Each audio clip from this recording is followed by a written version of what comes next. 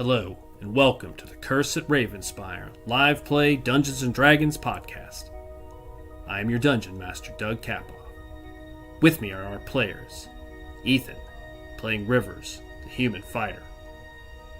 Drew, playing Lysander, the elven bard warlock. Kevin, playing Casimir, the Dampier sorcerer. Pat, playing Roderick, the human barbarian. Darren, playing Calsolus, the tiefling rogue cleric. And Jeff, playing Zora, the reborn ranger. This is the When Bards Attack podcast.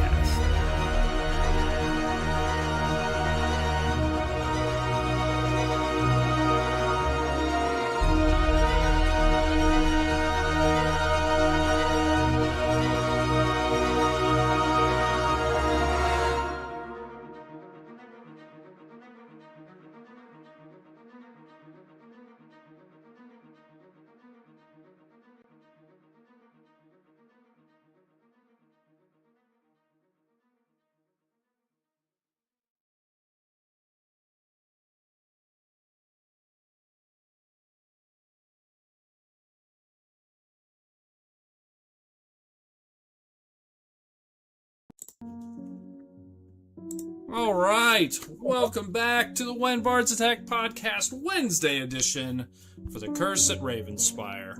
With me, as always, Pat, Ethan, Drew, Darren, and Jeff. Good evening, everybody. How are we doing? Doing good. How are you, Doug? Splendid. Oh, I'm wonderful. I can see for the first time in weeks. I'm sporting my new ocular devices. So handsome. Yeah. I just want to say I'm really happy to be here. I'm going to win all the money. Yeah. Big money, no whammies. Drew, what is your charity, Drew? What charity are you donating to? Please tell us. Yeah, please. I can only imagine it's a good one. I'm trying to raise money to give boob jobs to porn stars.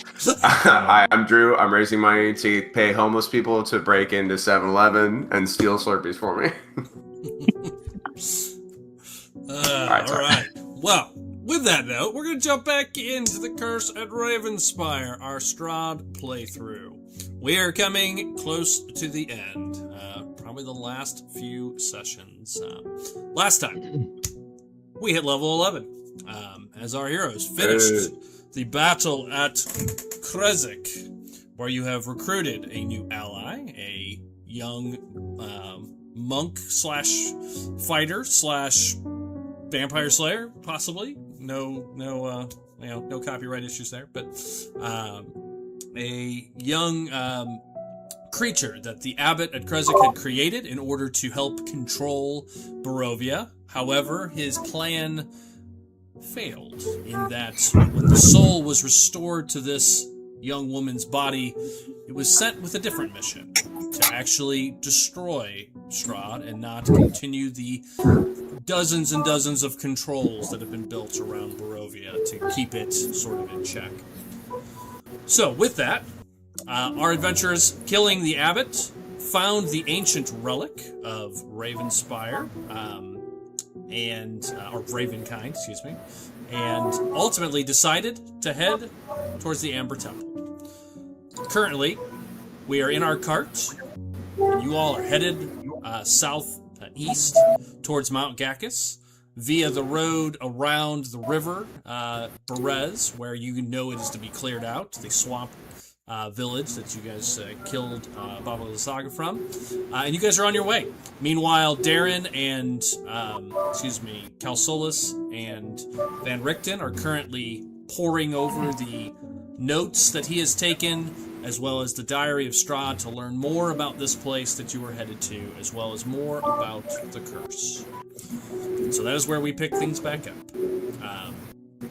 It's about a day-and-a-half trip to Mount Gacus, especially the longer route you guys are taking, and we are currently en route. We just left in the morning, and we're settling in there. Any questions before we get started?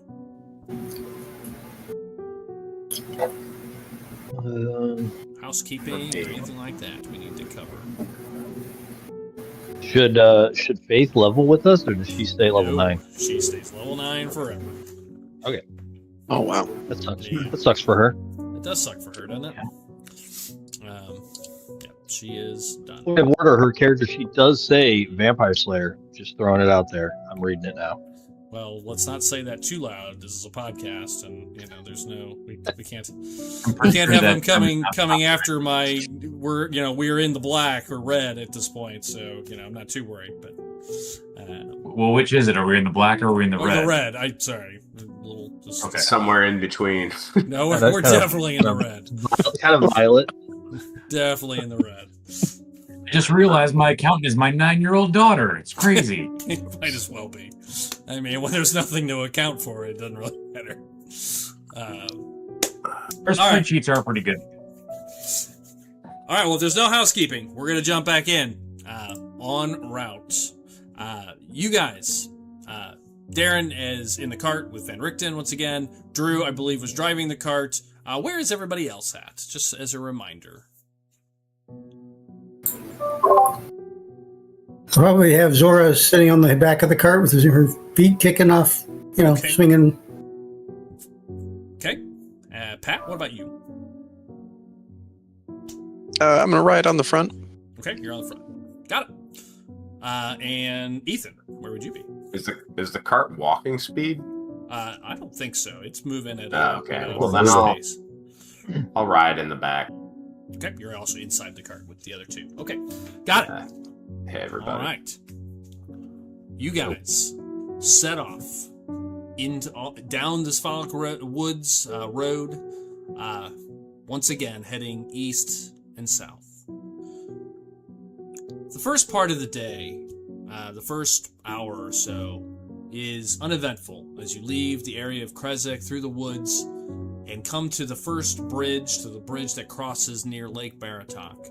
And in the distance, out the window, you can see Van Richten's tower, where currently Irina and her brother, as a reminder, because it's been weeks, are hiding. Now, it's only been days in game, like a day, maybe two, but they are currently hiding there.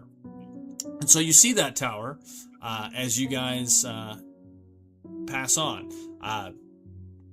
Are we making any stops along the way or continuing on as you pass the first sort of milestone? Who was on the front of the let's not go there. Silly place. Tis a silly place. It's a silly place in that the person that's riding back here wants to kill the person that's at the place, so we probably don't want to stop there. Correct. Also that. Also that. Okay, well then, Drew, you guys continue on, heading again southeast. By midday, you guys have traveled pretty far north, and you're coming up near Argenvostholt. In fact, up in the hills, you can see the burnt-out remains of the ancient castle-like mansion in the distance. As you kind of circle past it, the road that you're taking is going to bring you right up near it, and you'll be passing it again like you did previously. You can see in the distance it looks quiet, silent.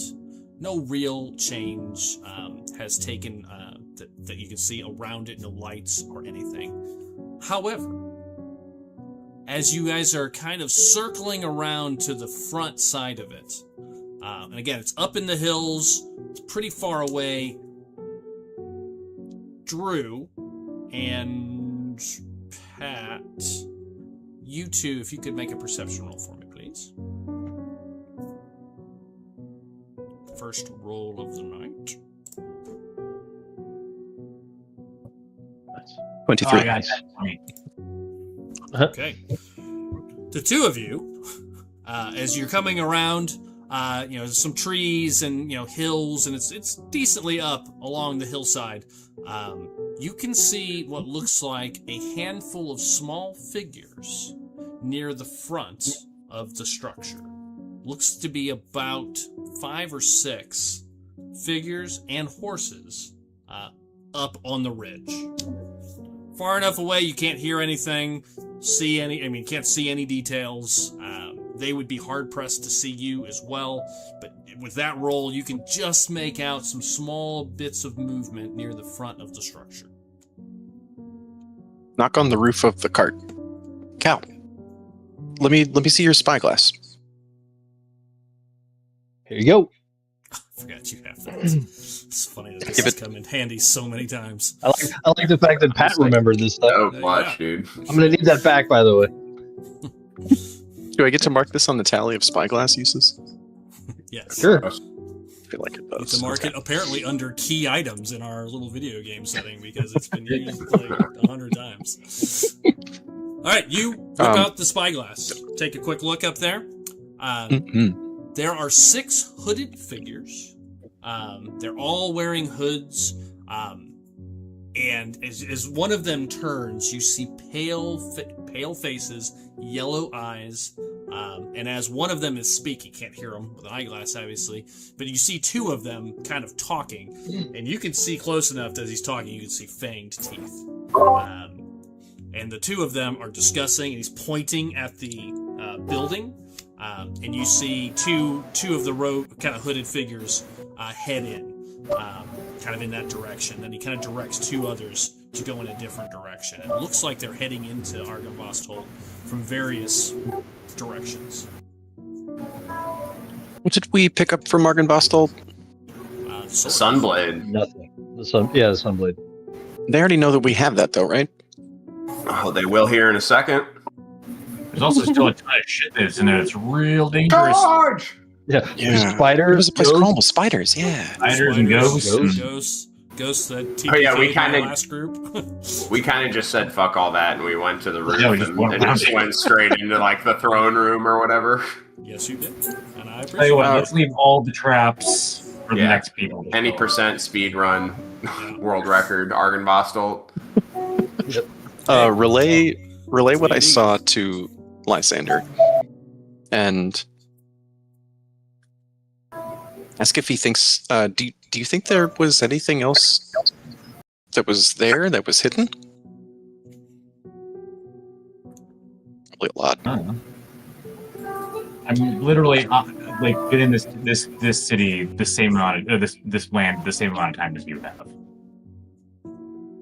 I know, but your brain works different than mine, so It does. Thank you for noticing. don't notice that it was an insult. I don't know. Like, I mean, are you suggesting that you want to go there and fuck up those vampires? Is that what you want to do?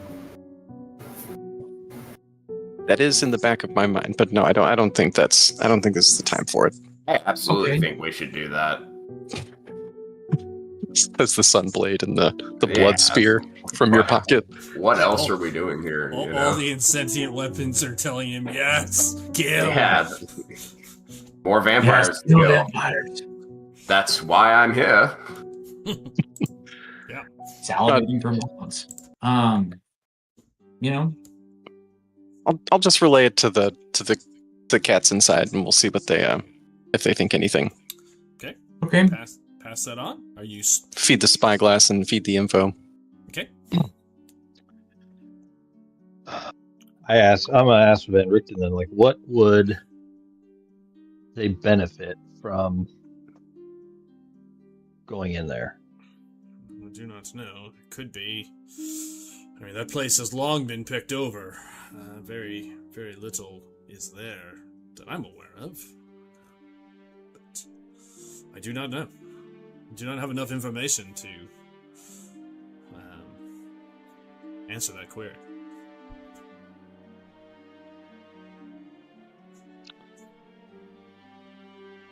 What we know is that there are giant spiders, Yes.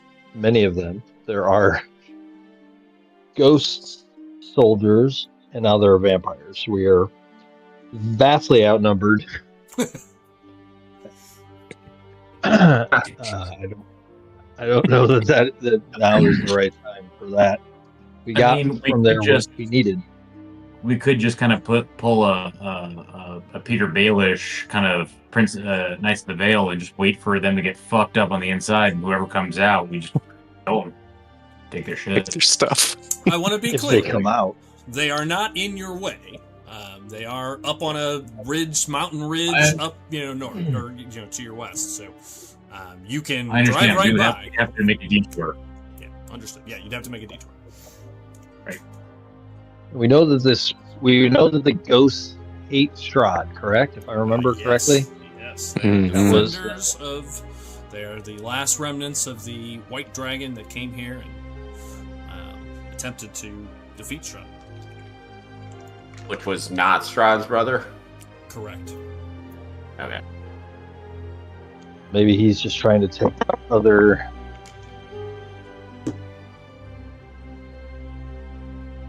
beings that are aligned against him.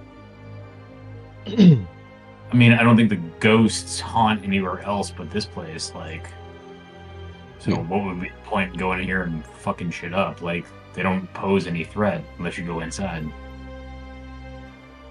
Maybe they're hiding his the suit that he used on his wedding day, and he wants to go get it pressed before he has he re-ups his vows. Does he know that we have the Sunblade? That's what I was just thinking. Is some of them do, but I can't remember if he does. No, because we let that what's her face go, Yeah. and she Well, definitely saw. His I let his the- wife knows. One of his 3 wives knows. I also Sure. lit the Sunblade up when he visited us in. Yeah, I thought so. That's So- right, above. Was that up in Kresik, right? That was Kresik. that was in Kresik. Yep, absolutely. It was just the other night, I think. That was literally 2 nights ago. Yeah. So if there's nothing there for us, then I mean, maybe they should know, right? If they're his thralls, they should know the Sunblade isn't there anymore. Hey, didn't old boy that was there, the ghost we talked to, didn't he say like, well, he wanted us to like get the dragon or something? Or just get the dragon skull. Yep. Yeah. He didn't promise us any kind of undead help like in Lord of the Rings, did he? He said no. He said that the beacon would once again shine on Barovia, casting light in a darkened land once more. If you were to bring it back, I will say that is a side quest in the Curse of Strahd. Does create a buff basically to anybody that sees it, which it can be seen throughout across the kingdom. That was ultimately what he promised. Spoilers. Oh, It requires us to go in, come back, then go back Right. again. Okay, Oh, well, I see, I see. honestly, that's kind of whack. I was hoping for some kind of insane longbow that like shot fucking lightning bolts or something. The light bow. Let's The get sun it. We go for that. We go for that. Afraid not. I don't. Obviously, there's some scheming happening, but I don't know that it's more important than what we have going on. It's true. We are also scheming. I tend to Prudent. agree. Time is of the essence. Van Richten would say. Onward then. So we- Post haste.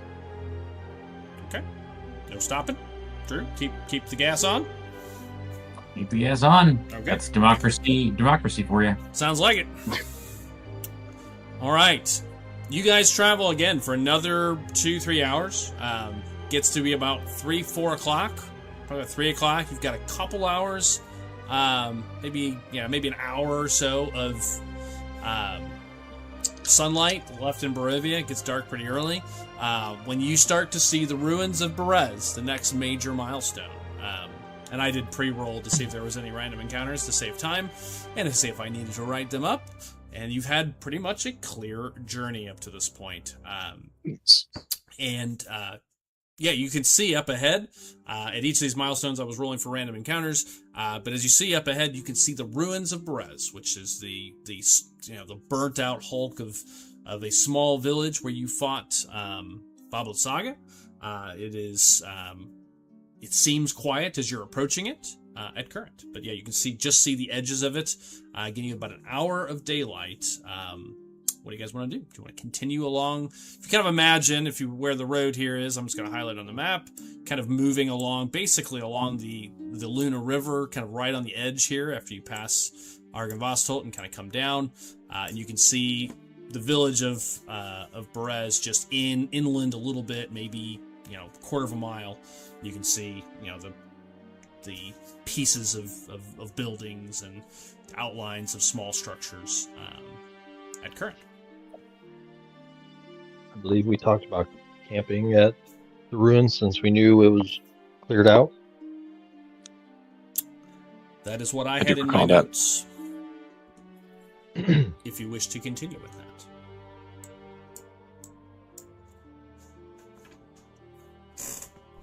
Makes sense I to think me. so. I think that sounds like a good idea. Mhm, mhm. Make a little We encampment. can encampment hang situation. out in that old dilapidated house that fell down. Yeah, it is there. It's on its side, but it's there. The treehouse thing, right? The treehouse, yeah. Yeah. Darren could rip the thing out of his chest, and he could reactivate the house and have a. I was just thinking how cool it would be to like have that as our main means of transportation. Giant house. Oh man. Chicken Walker house. Sure. We could do that if we wanted to. That was Battle of the Saga's magic. The seed was just powering it. Okay, so are you gonna veer off and detour back into Bards? That's what I think I'm hearing. Yes. Okay. Well, you guys arrive. It is, again, about 4:30, 5 o'clock. Sun is starting to set. Still a cloudy day in Bards. In Barovia. You guys arrive, and at current, you see about a dozen small buildings that were scattered across this little swampy area, including the giant tree. Small gardens. Most of it's been taken over by weeds and just overgrowth. But there is very little movement here. You hear a little bit of wildlife, a couple of birds chirping, things moving through the grass. But overall, as you approach, you see no signs of any creatures at current.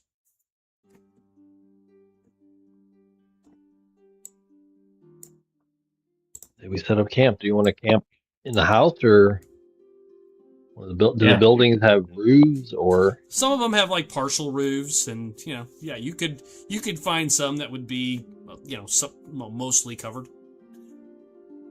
There was one larger building, if I recall from the map.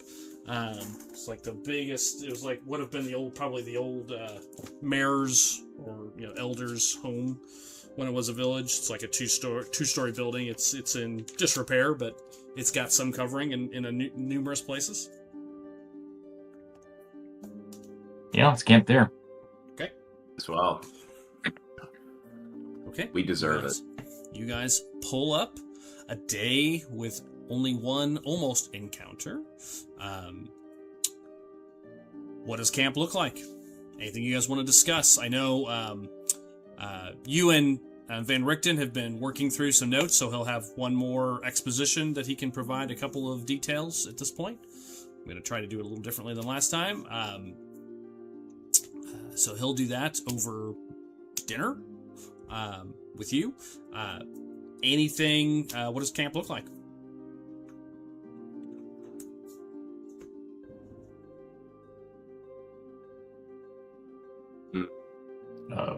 Fire, maybe a couple throw pillows. I want to talk to my sword.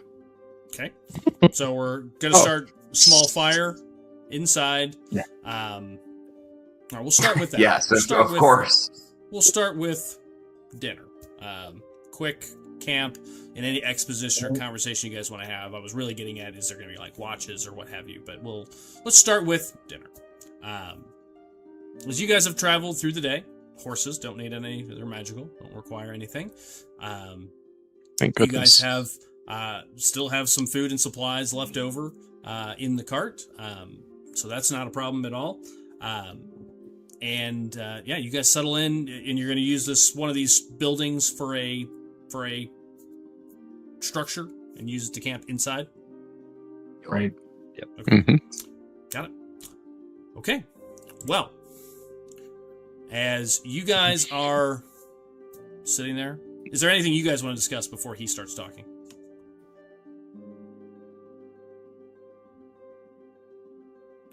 That's pretty clear on the next step, right, boys and girls? I think so. I think I might actually be like waiting for Van Richten to give information. Okay. Well, he'll eat quickly, and then he pulls out the books, and he puts out like a couple of his journals and some notes, and the diary kind of on the ground, and he starts talking, just a little bit. So we continue to decipher the book further, as well as I've been cross-referencing some of my notes as well, both about the Amber Temple and what we can expect there, and what we can do should we find the seed itself. We do know, and as a reminder for everyone, as well as our listeners, we have learned that we know that Strahd was created using magic from one of the 4 world seeds that are here in Barovia. Calsolus, you carry one. We know the Druids have one, and the Ravens have one. The Mardikovs have one. The 4th was drained of its power and is locked away somewhere within the Amber Temple. Should we find the seed, and if we can escape the Amber Temple with it, he had discussed before, and as a reminder, that with it, if we can get close to Strahd, I believe we can use the seed in order to drain Strahd, to break the curse itself, making him mortal for the first time. The more and more we've read through this, the more and more I believe what we saw in the first couple of notes is true, is that when this curse was created, time itself was fractured. Strahd is, in fact, not immortal because he is a vampire, but because this circle of time is broken, this time loop, and if he is destroyed, it replaces. If people come, people go, and the cycle continues to reset, as if time itself has been destroyed. And everything I have read is that the Amber Temple is the source of that, and that time there is likely, we are likely to experience oddities there, that the time itself may work differently. As far as this ritual, there is much still to understand, but I think we're finally getting somewhere in understanding that if we're within probably 150 feet of Strahd, one person will need to harness the power of the dead seed. We know that it will attempt to drain the life of the one who carries it, or at least partially. Calsolus had an interesting idea that perhaps the seed you carry might be able to jumpstart or help feed this ritual to begin. And I believe we will need to stay in contact with Strahd for at least a minute or so for the ritual, for this curse to be broken, for the power to be fully unleashed. So I think we've narrowed it down to it should take about a minute. Just 10 rounds for our players, mechanically. Once it is done, Strahd will be a mortal man. A powerful vampire still, but a vampire that should be able to be destroyed. There will be nothing left. Yeah, immortal, yes. For the first time in centuries, if we can complete this ritual, I believe Strahd von Zarevich will exist only in that one moment and not sort of protected by this time loop. One body, one life, and when he dies, there should be nothing left to bring him back. As far as the temple itself, I have found references by Strahd himself that once the ritual was completed, there was a guardian of the temple. A powerful creature that will remain there. In some of the notes from 2 of the adventurers that escaped that place, they spoke about a powerful creature there. I've been trying to decipher this last note, but I don't fully understand it, and this is where I am unsure. It was a comment. It was written in a journal from one of the two adventurers that survived the temple and died later, but did survive the temple. It says, "The keeper is never where he stands. Strike the hour before you, and yesterday shall restore it. Strike it again, and tomorrow shall remember. Only when memory and destiny are silenced may the present finally grow still." I don't know exactly what this means. I'm putting that in the chat as well. It's easier to read something than listen to me talk. Less fun. I know. That's weird. Why can't I? Weird. Why can't I get back to the cameras? There we go.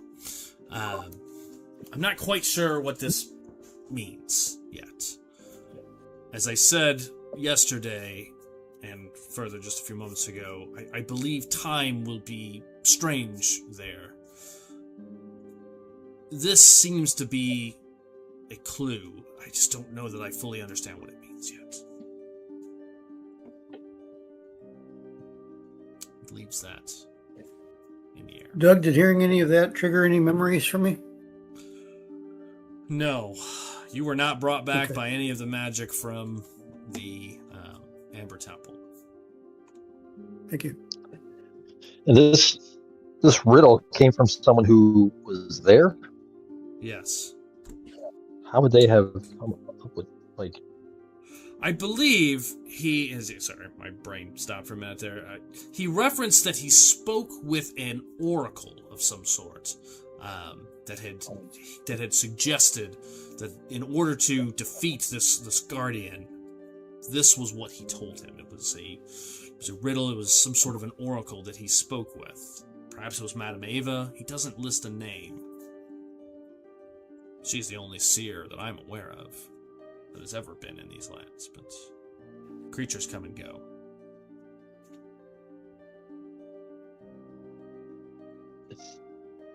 It seems like there's some sort of strange time event that we would need to strike in the future and at the path of the same time to sort of make it vulnerable in the present based on that explanation. He strokes his chin as you say that, perhaps. Moments and time being out of control there should be expected. I guess the question is are we concerned about defeating it, or are we concerned about getting the thing and getting out? Do we need to defeat it to defeat Strahd, or do we just need the seed itself? We will need... As far as I can tell, we only need the seed. Whether it allows us to leave with the seed is a different question. Yeah, because Strahd left a person there as a guardian. That was the interpretation, right? I don't know that he left it. I feel like the event left it. Yes, it's unclear. The land left it. We have quite already upset the balance of those that control this land. We know that they have created many controls to keep things in check. I agree with Calsolus. It's perhaps something created by the land. By these creatures that control. Yes. That makes more sense. Because they also don't want to see the loop broken, as this is their playground. Them.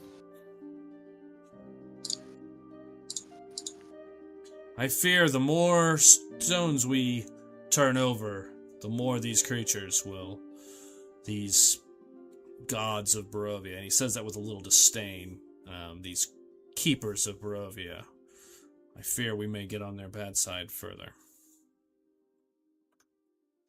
Well, that's to be expected since they want Strahd to remain, so... Yeah, it's kind of unavoidable, isn't it? More just a warning, I agree. But With each step we take closer to destroying Strahd, their resolve may grow.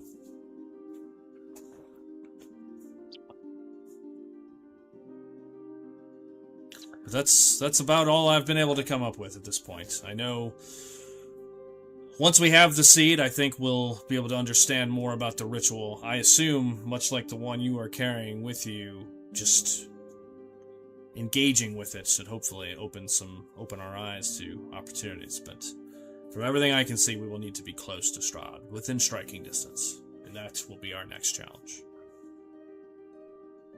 Can I do any sort of, I don't even know, like some sort of riddle check to see if Cal knows more about essentially this than I might? Sure. Give me I just do a straight wisdom skill check. Straight wisdom? Yep. Okay.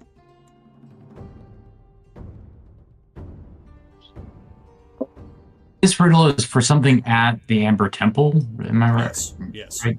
Okay. He said he close would to need 20. to understand that to help escape the Amber Temple. 12. Roll a 12. Yeah, I mean your logic, Darren / Calsolis' logic tracks. Tracks. I think you feel you're onto something there. May not be exactly precise, but something to do with different times seems to be part of the riddle. Okay.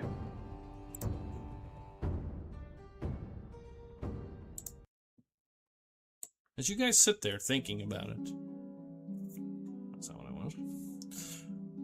Thinking about it, as time kind of passes, you guys are eating and just light conversation as these last words sort of kind of carry over. All of you would notice, anybody with a passive perception of more than 10, as you're sitting around, kind of finishing your meal, the fire is starting to die down. Suddenly, the fire starts to grow a little brighter. Pops a couple of times, hearing the sound of like an acorn popping, or, sticks suddenly breaking in half. You hear sort of a couple of sparks fly out. Fire gets a little bit brighter. Look around the room. Look at the fucking magical people, Calsolis and Lysander and Zora. Are you guys, hello? I don't know. Do we sense anything? I just Fire. assumed one of you were doing that. Yeah, you look around to see. As you look back and you all kind of look down at the fire, it just kind of grows brighter and brighter. Flames kind of flicker out a few more. And then, kind of all at once, you can see in the sort of dark spots in the fire, you see a pair of eyes and a mouth. You see a rough outline of a face in the fire. I think I picked some bad mushrooms when I was outside, guys. Or you pick some good ones. Yeah. Or was it? Yeah, I found the right ones.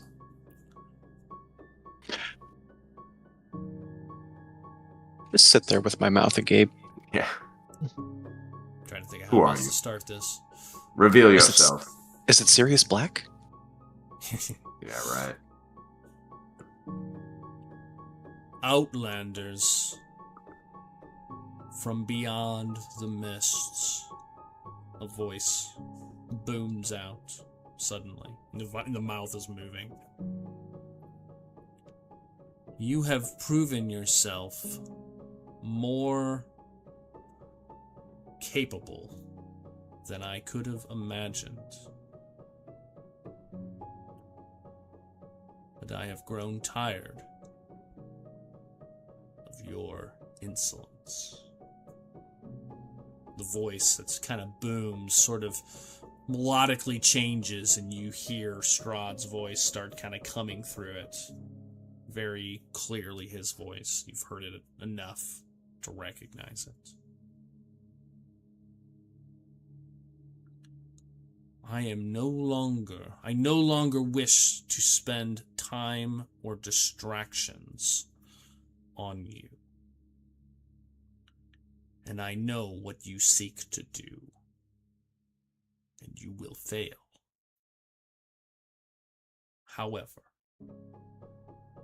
you have earned a bit of my appreciation. That's not the right word. My respect. Proving yourself more than any adventurer that has stepped into these lands. Sit up kind of straight. The light continues to flicker kind of brightly in the room, casting shadows, and again the voice is just sort of echoes all through.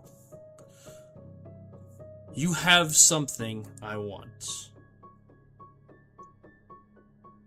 I want my Tatiana. And I will have her. So, I offer you this one last offer. Bring Tatiana to me, and we can leave, and I will leave this place with you all.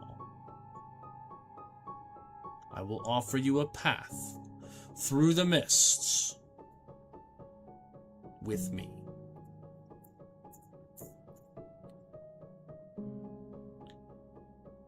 If you do not, and the fire gets brighter, I will open Castle Ravenloft and send all of my minions to tear this place asunder from east to west. And I will find her. I will climb over every body, every soul in Barovia, and she will be mine. Calceolus clears her throat as she dumps a bucket of water on the fire to put it out. Fire. Just sizzles. Jokes on him. We kind of already fucked up Valaki. Well, you know. Correct choice, Calceolus. Just smoking, sizzling. Man. If I had created shore water, I would have cast that on it just for the flex of using a spell slot on it. But He's probably just going to turn us to vampires because the Vistani are the only ones that can enter and leave Barovia, right? no, he's got his portal that he wants to leave. That's the whole point. Is he wants to get out of here. Yes. In which case, we're allowing him to wreak havoc on other realms. Like that's not an option. I'm glad you think so, Van Richten says as he nods in like approval. Wait, does the land want him here? The land wants him to stay. Yes. Yes. But the land doesn't want us to stop what's happening. Yeah, Land also doesn't want us to kill him either. Correct. He wants to leave. The land wants him to stay. And you want him dead. And we want him dead. All options. He's, Everybody has a goal. he's in a bad spot, that's for sure. I think he's tired of playing whatever this is, and he wants out of redoing this over and over again. So he's tried to find a way to get it out, but that does not bode well for the rest of the realms. From what I can tell, he If has he found a retains way. power. Van Richten says, and he, brings up his apprentice. She had snuck into Castle Ravenloft, and he is creating something. It's nothing. He fully believes Some sort of portal. some sort of portal, yes, some sort of device to leave this place. We cannot allow that to happen.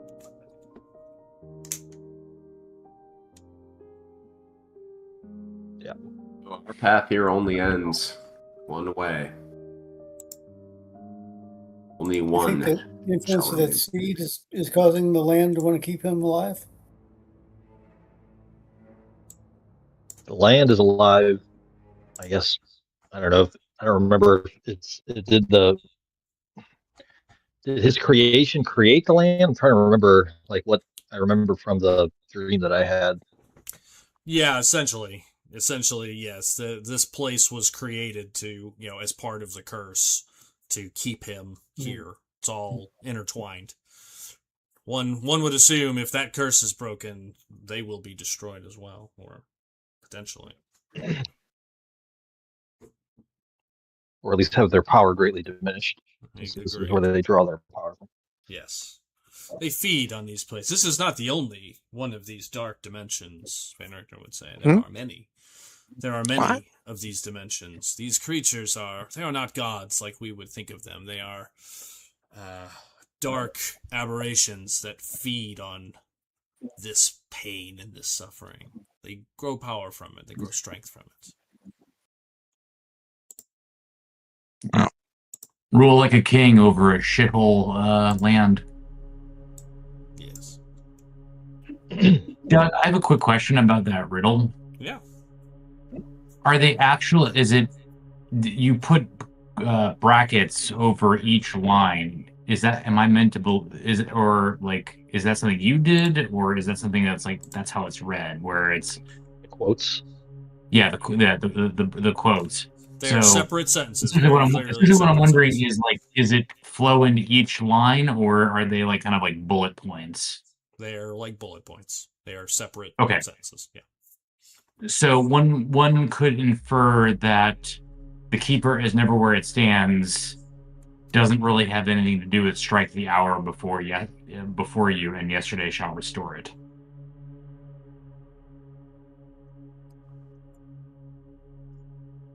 Like the it is not the keeper, right? Which part? Oh, yeah, that's probably we don't know. It's whatever it's the hour that we're striking is the it. I think is the way I would assume. Whatever it is that we would strike. But it's not the strike, but yesterday shall restore it. The it is it the hour or is it the keeper? I think is what I'm kind of getting at. It's the keeper. The it there, I believe, is the keeper. The it and the third sentence refers to whatever it is you're striking in the second.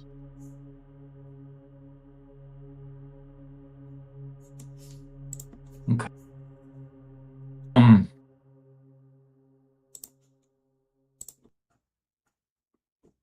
Darren, do you have silence prepared? I do. Okay. I definitely always. I think we're gonna need that. So yep.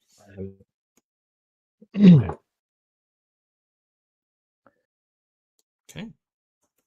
Well, night has settled in. Yep. You've shut up Strahd before he was done talking. Is there anything else you guys wanted? Is there anything else you guys? Is he trying to call back at all? Is it like? Do I see like another trying to flicker, trying to? No collect calls. No collect calls. Accept. Yeah, I guess we'll set up some sort of. How much more of this do we have to decipher? Is there anything else, or not much? I feel like I've done what I can. I'll continue to look, but I think I know what we're gonna know at this point. You've done well, Van Richten. Well, Cal Solis was critical in this, and Cal Solis. Well done, team. Van Richten was just talking because Doug's the DM. Didn't feel like trying to turn this into a duo explanation. Is there anything that we could do to try to decipher that more over this before we crash? I will certainly try. Is there anything? But you feel like it'll take time to do much more. Significant time at this point. You've gotten through everything you could read through and kind of notes and what have you. Feel like most of the details are now what you're going to get is available to you.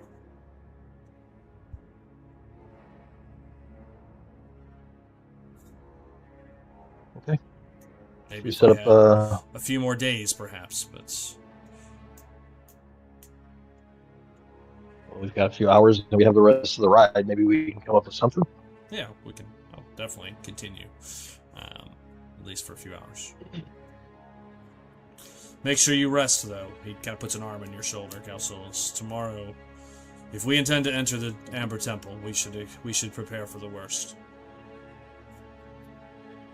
It is a place of great power. It is the source of this hellish curse.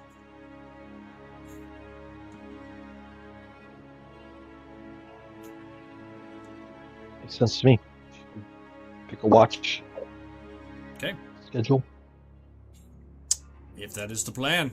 Ethan, I know you said you wanted to talk to your sword. You gonna do that at some point here before watches start? Or during your watch, if you're gonna take a watch? Or No, I changed my mind. But I am gonna tell a quick campfire story to everybody. Of course you are.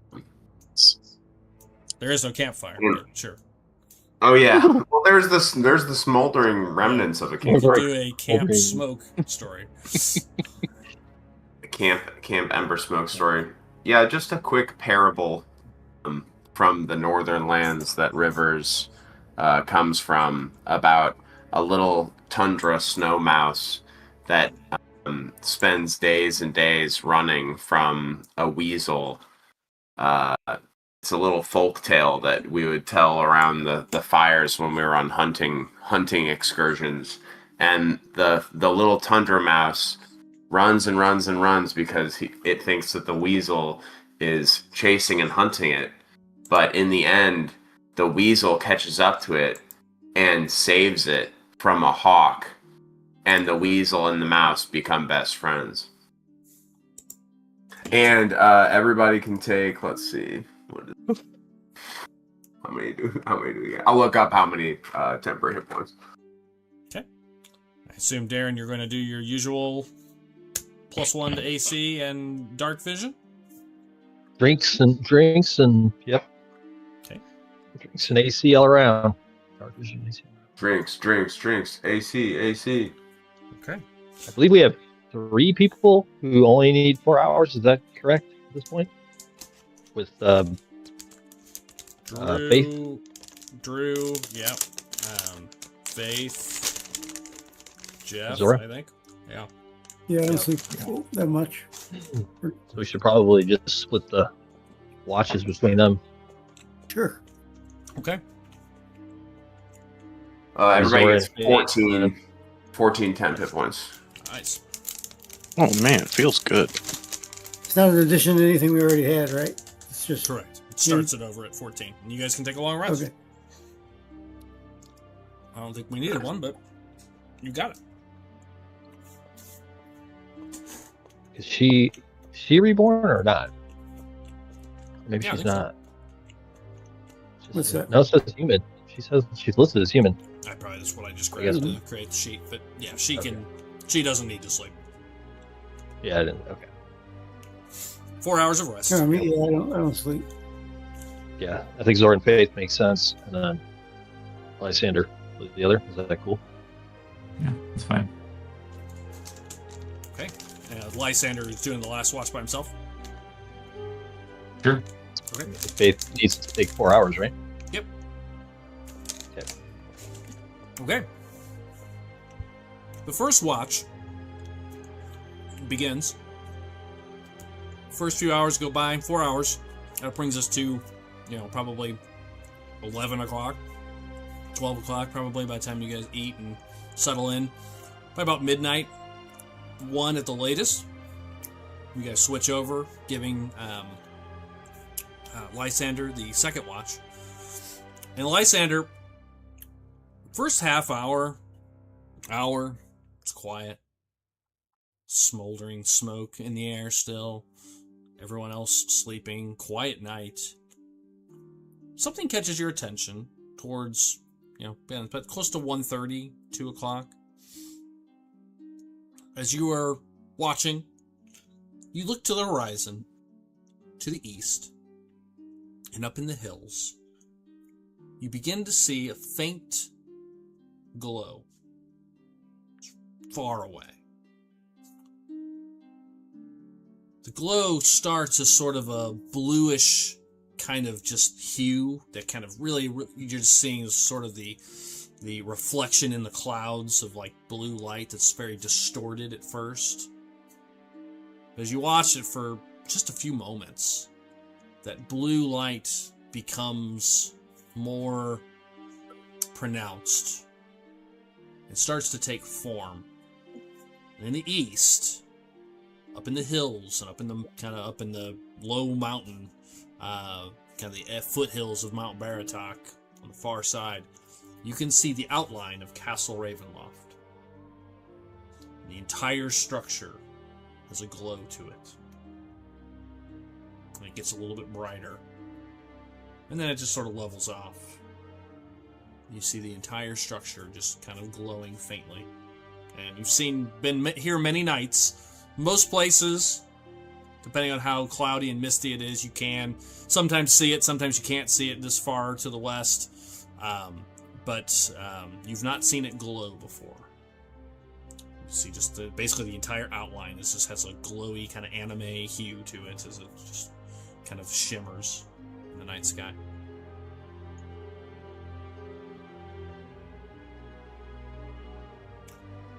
Doing anything with that? Any reaction or change or thoughts or?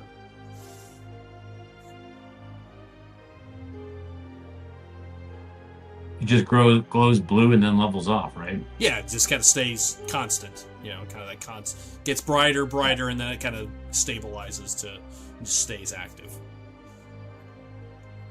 Gotcha. Well, can't do anything from it from here. Do anything about it from here. Yeah, I'd say it's miles away. Right. Saying anything? Any thoughts, or just watching it quietly? Let him sleep. Okay. Continues to glow for a couple of hours. Probably till about 4, as the sun is just starting to kind of highlight in the distance. The glow seems to taper off, or maybe you can't see it with what little light is coming through, but the glow seems to dissipate off as morning starts to set in. There's no encounters or any changes that evening. You guys may start your next day with a full rest.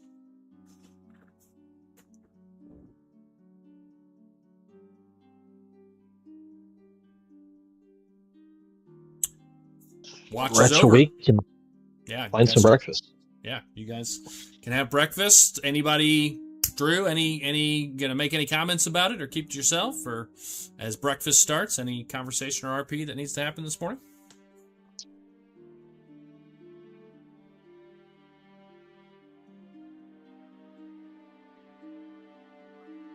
All right, are we? If not, you guys can set off. I'm not gonna Far force. out are we from the About temple? a half day from here. It's a climb into the Mount Gacus. And you can see it's snowy up there. It will be cold, and it's pretty much starting to head up the mountain. I believe we got winter clothes when we did. were in. You did. It's very smart. Good thinking. Good thinking, us. Yes. As you would be taking We're smart. potentially some cold damage along the way. Ooh. Darren, No, you thanks. long rest. Ooh, rolled lower this time. Your maximum HP is only reduced by 5 today. Woo! Does it keep shaving off? No, it's Why? 1d10 at the start of each day. Oh, okay. I'm I pretty thought it sure was- I've rolled I thought it 8, was 9, like and subscales. 10 each time at this point. This is the lowest I've rolled. He was dying. Okay. Well, you guys start having breakfast. Drew doesn't sound like he's going to bring up anything he saw in the evening. If there's nothing else to discuss that you guys want to discuss, you guys can start on your way. Off to work we go. Same. I should have grabbed Kelsolus's looking glass to look at the glowing techno. Should have. Oh well.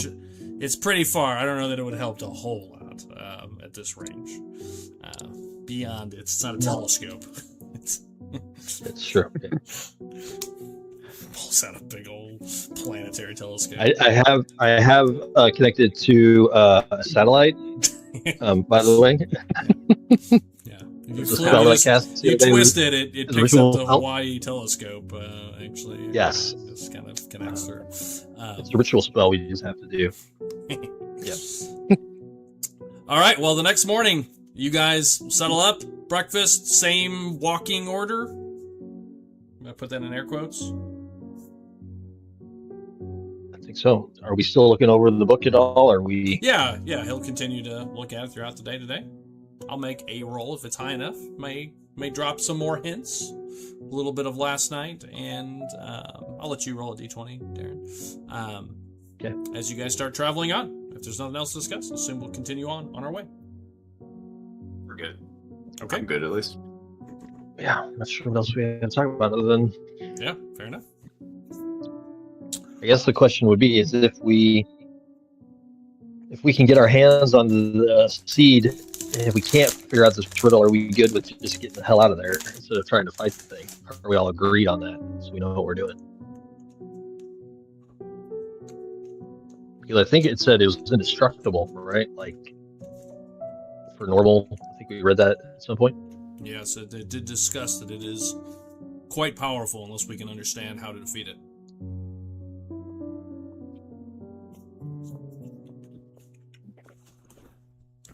Yeah, he would go back to a note. Yes, one of the other journals I found discussed that they struck him down and he just stood back up. Yeah. He would say that while you guys are riding on. Okay, Darren, what was that, D20? Just straight D20. Yep. I'm also just rolling Okay. for possible random encounter on this Oh, leg. that was a whole 3. Okay, yeah, you guys are feeling pretty confident you've got what you're going to get out of it. Okay. As you guys look through it. The next couple of hours goes by. You start the elevation starts to climb as you finish the last southern part of this journey and start heading eastward as the road continues on. In your view, for the first, as the morning, comes in, as you guys approach further south, you can see Mount Gacus takes up most of your vision now. This giant, large mountain, little foothills on all sides of it. Somewhere up there, you would believe that the Amber Temple is supposed to be carved into the very side of the mountain. And it starts to kind of fill your view as you travel on. As you start to bend eastward and climb up a little bit, the temperature does begin to drop. It feels like it's in the 40s pretty quickly. And up ahead, probably about midday, a little earlier since you guys would have left pretty early, I would think, with how you did the watches. Maybe like 9, 10 o'clock in the morning. You start to see a structure coming up ahead. And it would be right here on the map, where it says Tslaka Pass. You start to see a structure as you start to bend towards the Luna River up ahead. Let me describe it for you.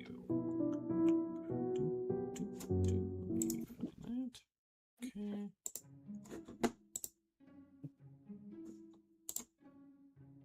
All right. One of the last covered bridges in Barovia. It's really old.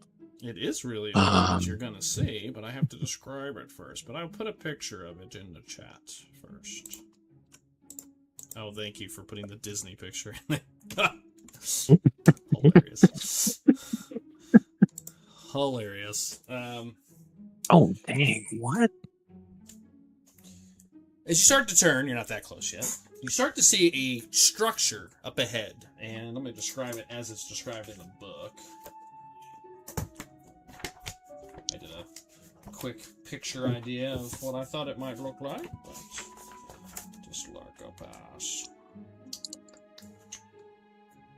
There it is, 157. We will consort the Book of Armaments, Chapter 7, Chapter 9. All right. And I can read now, which is kind of exciting.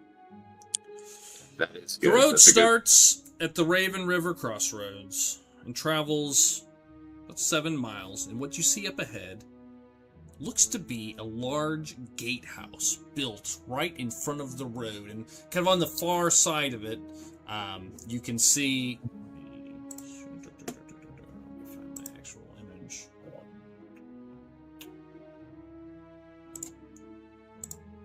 Here it is.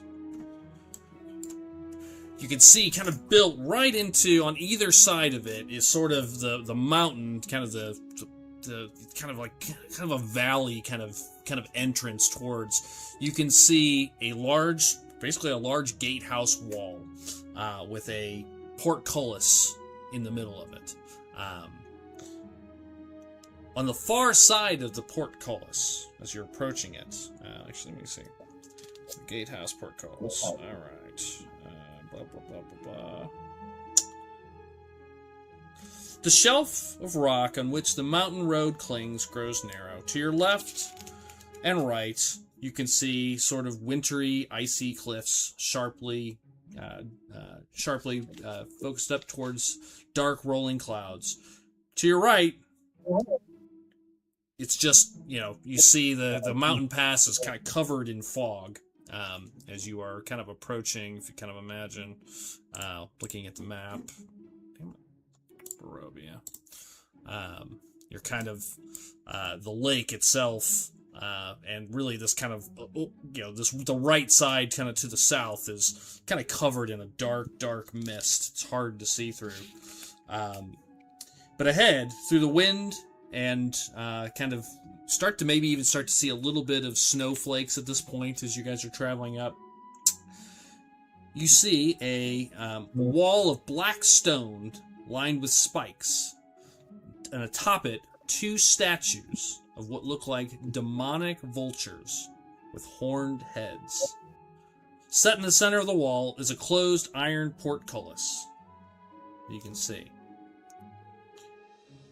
Just behind it, you can see a large tower that sits over the wall, about 30 feet tall, about 3, maybe 4 stories, just on the other side of it. But the walls are sort of built in on either side of the canyon, making it looks like impossible to traverse without going through sort of the portcullis. But you see the portcullis is down as you're starting to approach, and as you get a little bit closer, let's just say maybe 100 yards, right behind the portcullis, you can see a burning green fire just floats, kind of like almost like a wall of fire, like the spell wall of fire, just on the far side of the portcullis. Glows brightly green. That's what you see coming Where is ahead. Fire? Like, where is the fire actually at? So, Like, so you imagine sort of the across road? portcullis itself, and then you see a fire basically right, like underneath the gatehouse. It's like a curtain of fire behind the portcullis. That's a better description.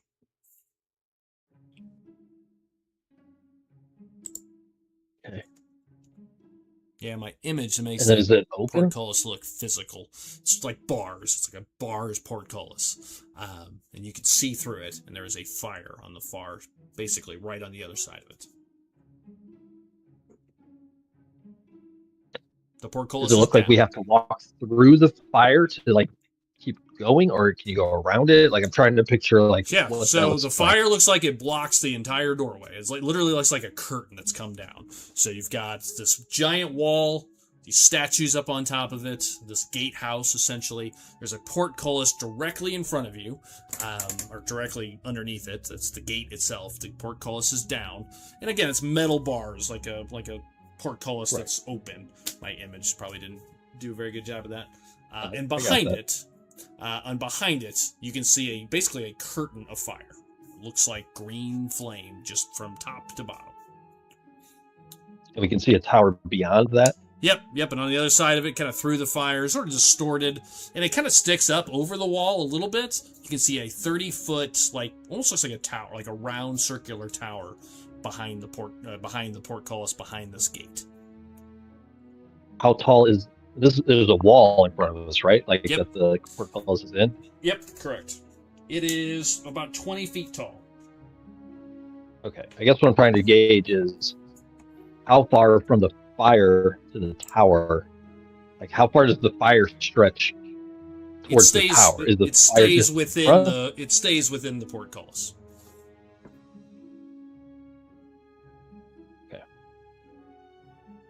So conceivably, we could just go over it. Conceivably. If you could climb a 20-foot sheer rock wall, yes.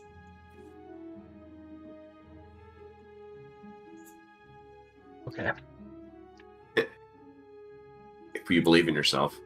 If you believe in yourself. I do believe in myself, and Yeah, so I that's do about believe I have a couple ways. About 100 yards up the road at this point. You can start to see the fire. You can see the portcullis gate that is down.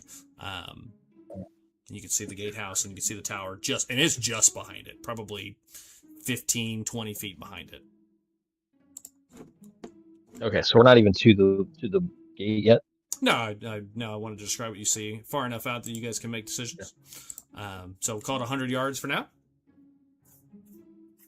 I mean, I guess before we on our way there, I'm wondering, would I have any idea of what? I'm assuming there's some sort of mechanism somewhere to deactivate and raise the things. So I guess I'm wondering if there's anything that I would know about any sort of spell or whatever that this might look like. Give me an Arcana check.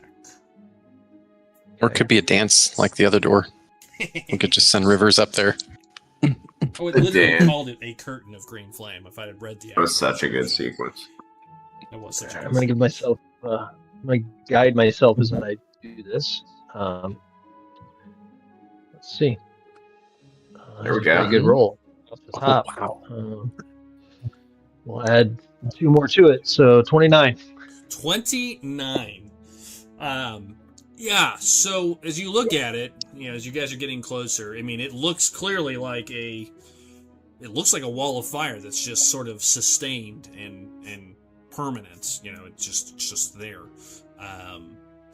You have heard of spells, curses, or spells being used to protect areas. Things like a knock, or excuse me, like the lock spell that can be sustained without concentration. You've probably, with a 29, you've heard references to spells like this being used to ward things and creatures out. And things like either there could be like a key phrase that needs to be, said, or some sort of a mechanism, as you suggested, might be there to deactivate it. However, with a 29, you would know that things like Dispel Magic would likely also work as well. Yeah. For the fire or for the gate? For the fire. Or, yeah, for the fire. Yeah. Okay, 1 sec. Talk amongst yourselves for a minute.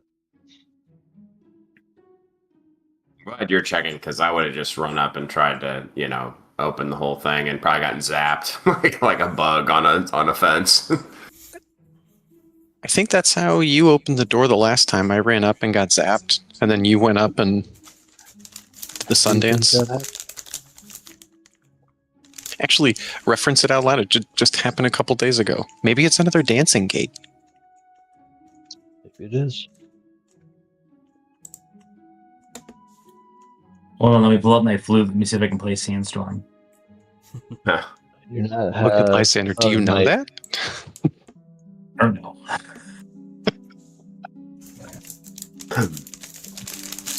do not have. I thought I did, but I do not have a Dispel Magic scroll. Oh, I do. Thought I might. Do you? No, I don't. Hey, Jason. BTW, Pat, if you didn't already do it, make sure you had attuned to that ring that I gave you last time. I think you had Oh, it last that's week. right. The Ring of Elemental Control. Yeah. I am attuned.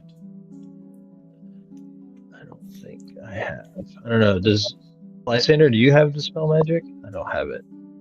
Or spell. Yeah. I thought I had a scroll for it, but I do not.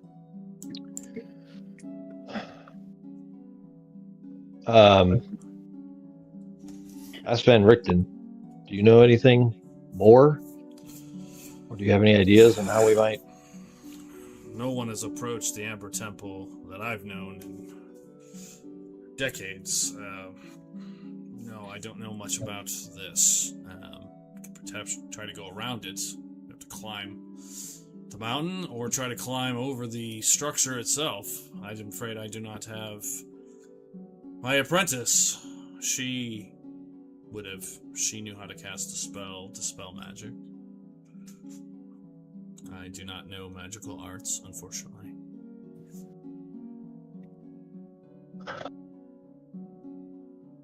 There's got to be some other way, because anyone who came here would have to get inside, so they would have to have some way of deactivating. Maybe they cast spell magic.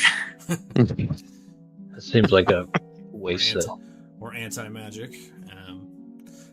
Are you getting any closer, or are you staying... Right now you guys are about, 100 yards out. I mean, do I feel any magic coming from, like, ahead? Like... You're not a Jedi. You don't just sense every magical thing. You don't sense anything out of the ordinary. At current. Maybe if you were closer. Go grab. Let me see the spyglass. Jesus. I think the spyglass. We're not that far away from it, right? 100 yards. You said like 100 a foot. 100 yards. 100 football field.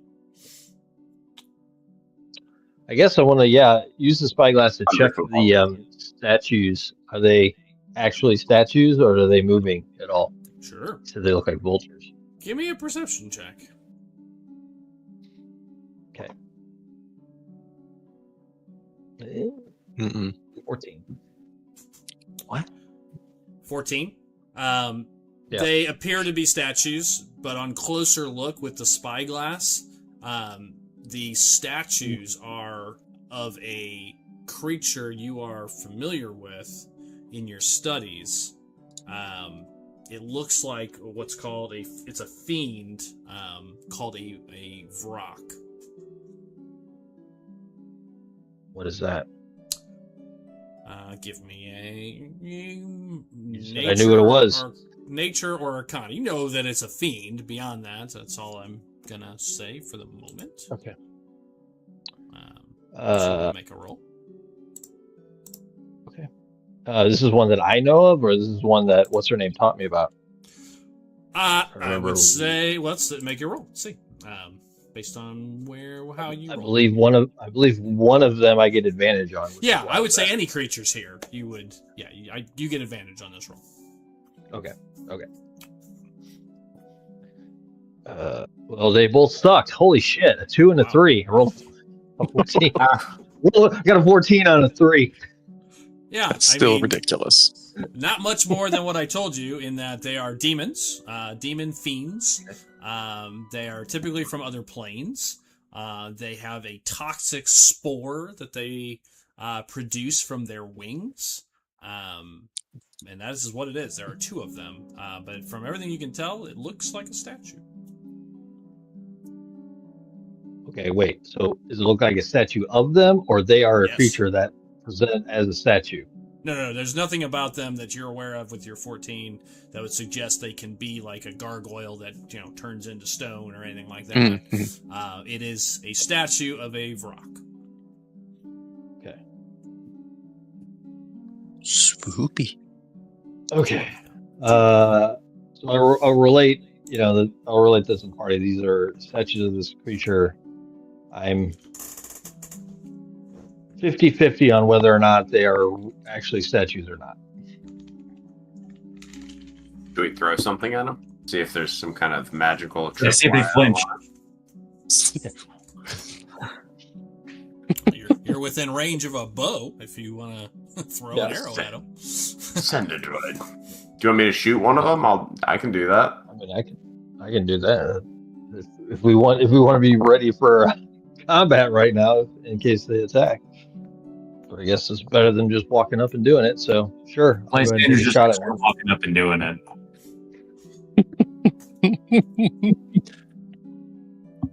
Like, almost in the same breath as Calsola says, it's better than walking up and doing it. He starts walking towards the gate. While you're driving the cart, are you getting off the cart and leaving it back there 100 yards? I'll get off the cart and start walking towards the gate. How far are you leaving the cart? All 100 yards? You gonna pull up a little closer and then walk, just for my own color? We'll leave it where it is. Okay, so you start walking up. Is somebody shooting one of these things? Is that what I heard? Is that actually happening? Yeah, as soon as I see Lysander start walking, I'm just like, Jesus. I don't know who Jesus Christ is, but I say Jesus Christ anyway. And I pull out my bow and shoot at one of them. Okay. Arrow looses. Thunk. It flies. Give me a roll a d20, Darren. See if you can hit a statue.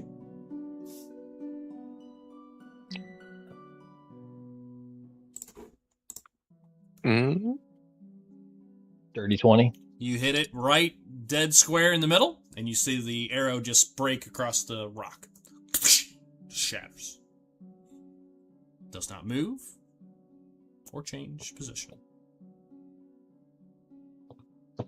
Yeah, I'm like 90% certain the way this is going to work is you got to come up here and answer something, and if you get it wrong or fuck up, like these things these things become real, and then they, mess your life up. Yeah. Good chance. There's only two of them, right? Yep. They're ginormous. Yeah. They're like 10 feet tall. That's a good point. Drew's walking up. So everybody else, what's everybody else doing? Are you guys staying back or? No, I'll go up with them. We're gonna go. I'm gonna hold back. Is Van Richten coming with us? I'm assuming he is. Well, he'll stay with the cart if you guys are gonna leave the cart 100 yards back for now. He's not gonna come in though. Yeah, he'll come in once you figure out how to get a cart through here. Oh, okay. Okay, that's fine. Yeah. All right. Yeah, that makes sense. All right, I will bring up the rear as we start heading. Yeah. I'm just imagining Van Richten trying to do like a 3-point turn as like shit is hitting the fan. What are they thinking? What are they thinking? It's not Austin Powers, Drew. It's not Austin Powers. Okay, so everybody's walking up except for Van Richten? Is that what I'm hearing? Jeff, are you walking up? Yes, I'm walking up. Okay, so it sounds like everybody's walking up. Okay. How close you getting, Drew? You were leading the pack. Everybody's behind you? I'm kind of approaching until I get to about 20 yards or so, and just kind of, like never-ending, kind of like the never-ending story picture that I posted in the chat. Like, just kind of just keep an eye on these things, keeping an eye on the surroundings, looking for runes or tripwires or any kind of shit. Okay. You get to 20 yards out, so 60 feet. Nothing has changed. The two statues remain there. As you're getting closer and closer, you see this giant portcullis. You can see the fire, and now as you get closer, you can hear it. It's like, it sounds like a burning fire. Like, you can hear, like, the roar of the fire. I mean, this thing's 20 feet tall. It's a big fire. You start to feel warmth. Even at 60 feet, like you can feel like you were kind of chilly wearing warm clothes, but you can feel warmth coming off this fire. It's real. It's there. It's not like an illusion, which it could have been. But you start to feel heat as you approach it. Do give me a perception roll with disadvantage. Who? Just Drew or? Drew. He's in front. I still got a 16. Pretty good. Yeah, as you're walking forward, I'm gonna make a roll real fast.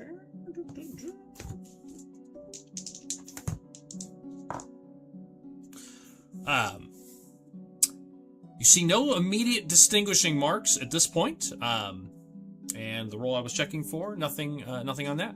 You're at 60 yards, or 20 yards, excuse me. Okay. Everybody else catches up.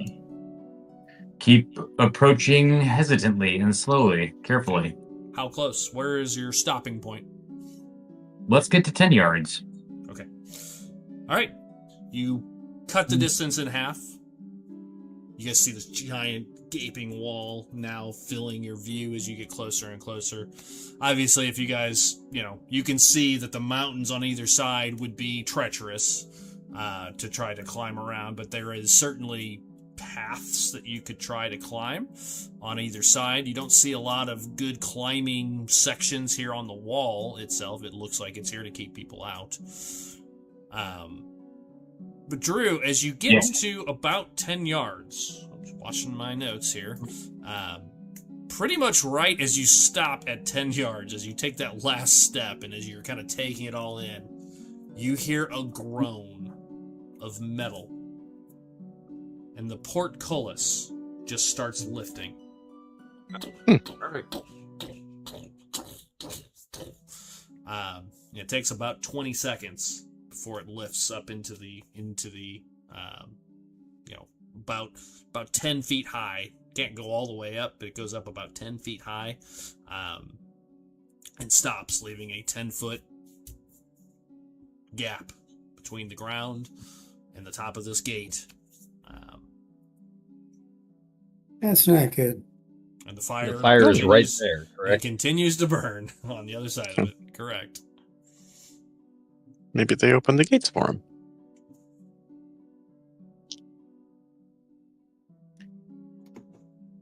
Take three more steps. Maybe it's just got a short range on its radar. Yeah. You take a couple more steps. Nothing changes. We do feel the heat, correct? Yeah, you feel the heat.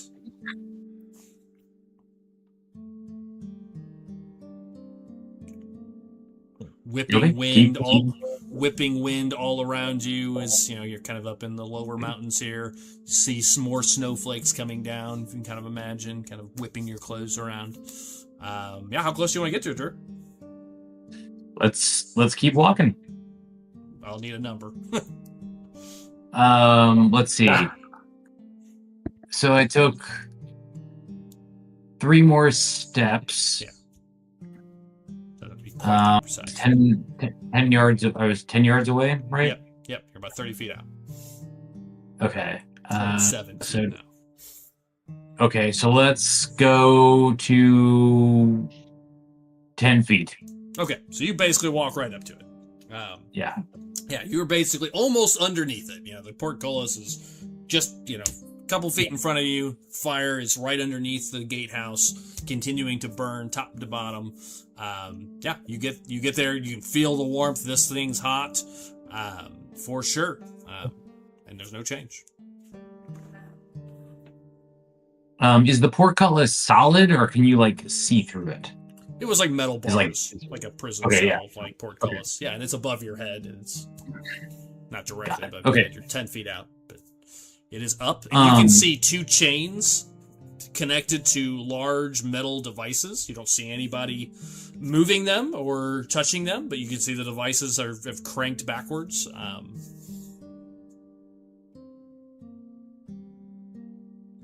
gonna walk up next to. Sure. I'm gonna walk up next to Lysander, pull out one of my torches, and just toss it into the fire. Okay. You do. It passes through the fire and immediately catches on fire, end to end, and you see a flaming stick on the other side. Say to Calculus, that was my torch. I've got another one. You can see in the dark. Stop throwing shit. Never know what's going to set these things off. That's what I do. While I'm up here, I'm going to sort of investigate, I guess, around or look around the walls and just looking for any sort of something that might look like it would, deactivate the fire, whether it's either possibly a riddle that would need to be solved or some sort of device, whatever. Yeah, you look around. There's no writing on the wall. You see two cranks. They're on this side of the fire. They cranked the portcullis, it appears. You don't see any devices of any kind. So from here, how far can we see how far back the fire goes? It's about 5 Towards feet. up the road. Yeah, it's about 5 Back? feet. Yeah, it's about it's 1 hex worth of fire.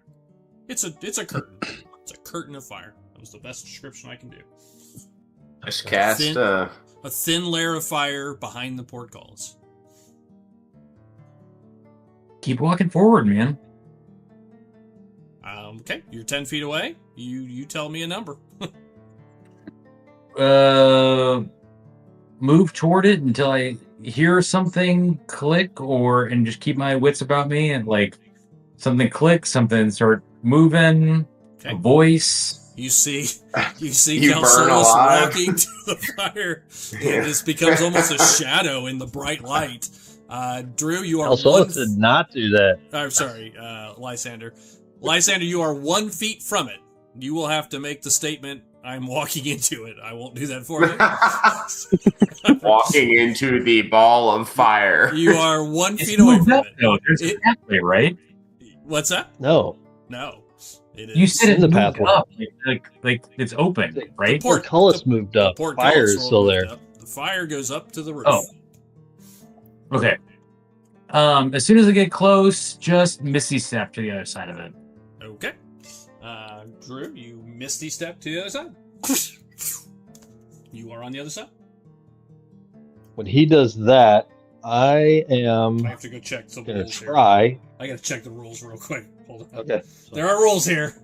I gotta. This is one of the official places in the game.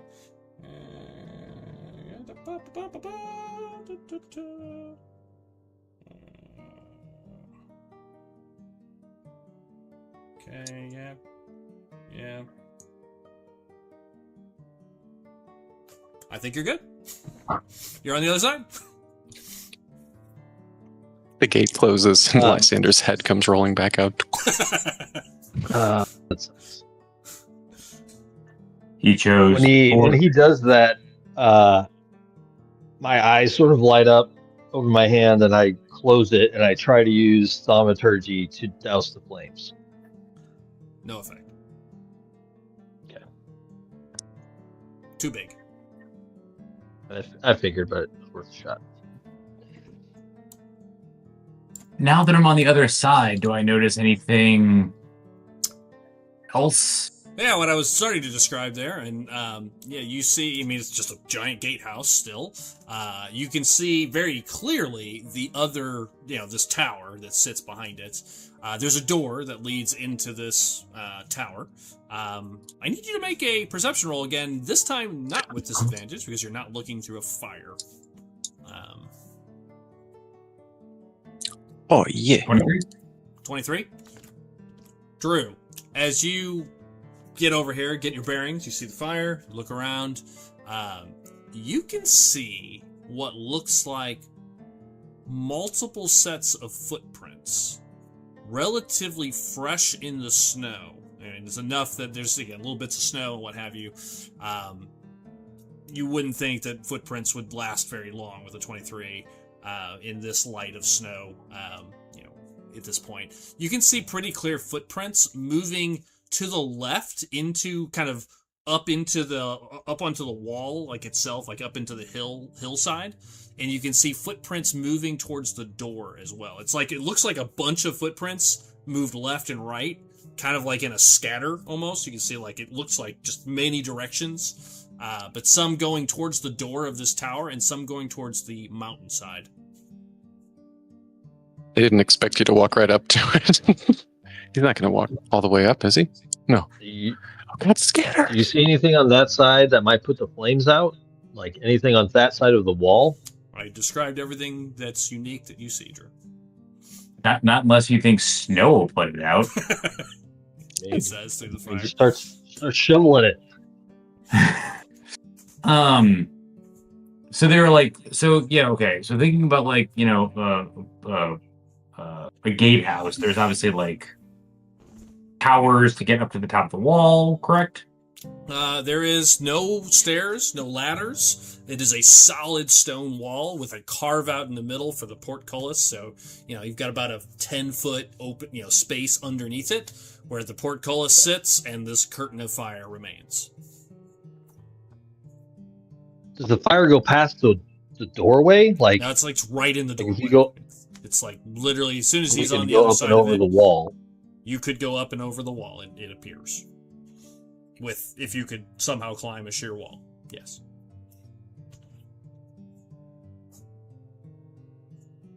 Okay. If the fire goes to tall the is it? ceiling, and you can see that from your side, Drew. You can confirm it goes right up to the top of the inner gate wall. Got it. How tall is it? 20 feet. On the sides, where kind of in the middle, it's just a little bit taller, probably 30 feet where the portcullis is. It's just kind of imagine like a little bit of an arch.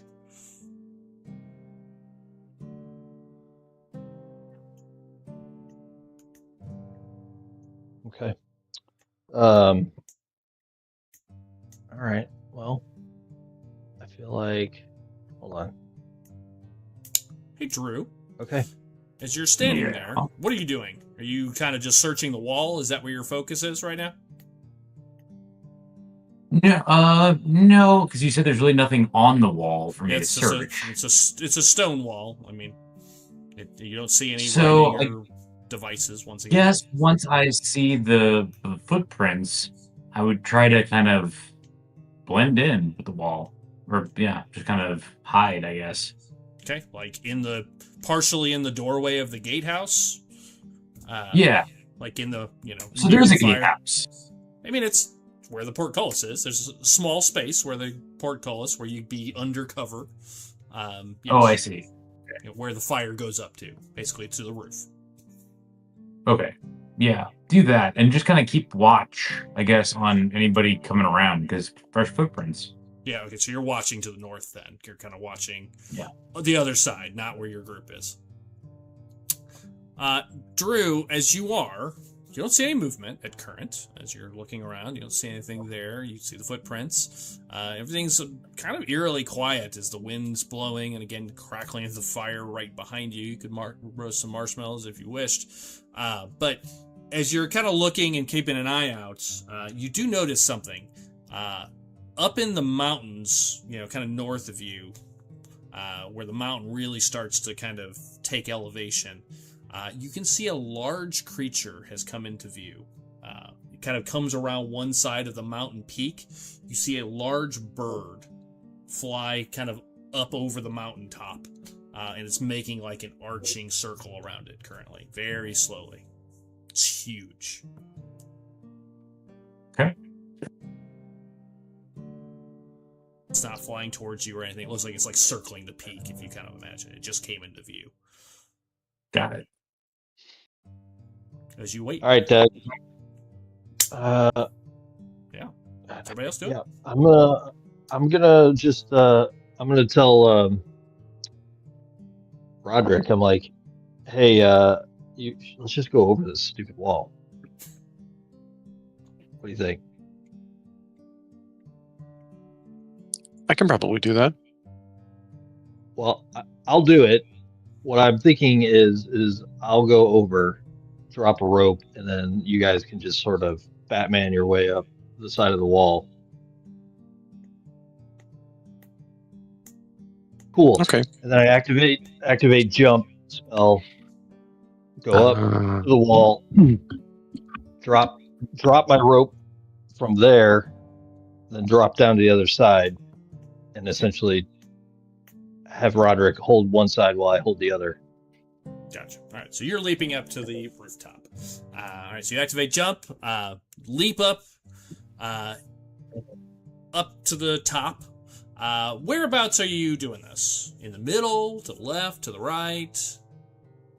Where would you jump? Well, to the side where there's no. You said the fire would not be on the wall, like on the side of the wall, right? You can go anywhere up on the top is clear of the fire. The fire goes up to the ceiling, essentially. It's contained within the Right, but I wanted them to be able to climb over, so I want to be to the side, like you know what I mean, to the side of the wall, so probably to the right side of the wall. Right side? Okay, got it. So you On jump the up right side, wall. Which is the lower side, or the lower, because each side is a little bit lower and the middle is a little bit higher. All right, so you jump up to the right side. You land on your feet. What's everybody else doing while he's leaping up there? Anything of note?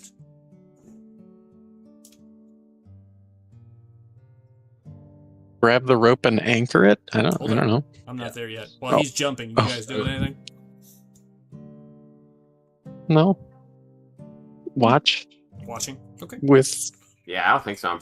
I'm still just keeping an eye on Lysander and making sure that he doesn't. Yeah, you see him just on the other side, kind of looking out on the other side of the mountain, the other side of the gate. Darren, you jump up, you land, start pulling your rope out. Give me a perception check.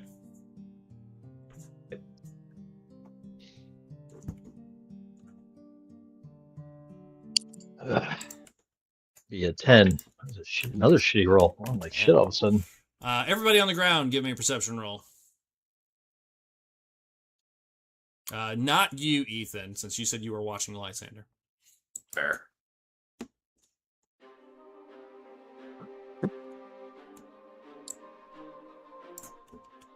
Well, I must have been looking at something else.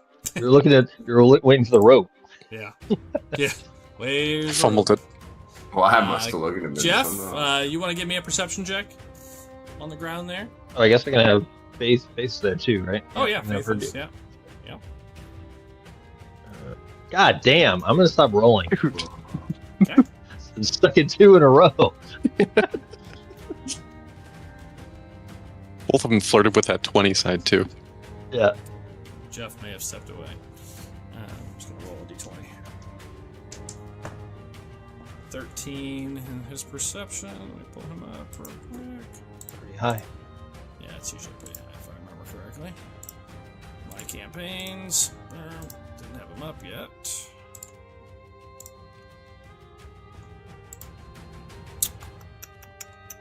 Jeff. Oh, that's the wrong game. He's +9. Thank you. So 21. You see, as you go to grab your rope out and you're looking down at Roderick. Roderick, you're kind of waiting for the rope. Ethan, you're watching under the gate tower. Zora would yell out, "Look out." And we need to roll initiative. Uh-oh. And then, Darren, you will not be surprised since somebody made the perception roll as you hear, "Look out." And Zora would see to your left as you hear her and you kind of snap around.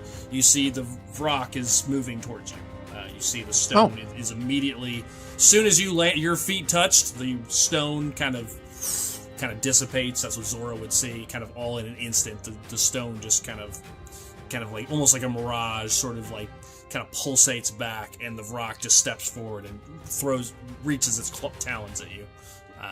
There.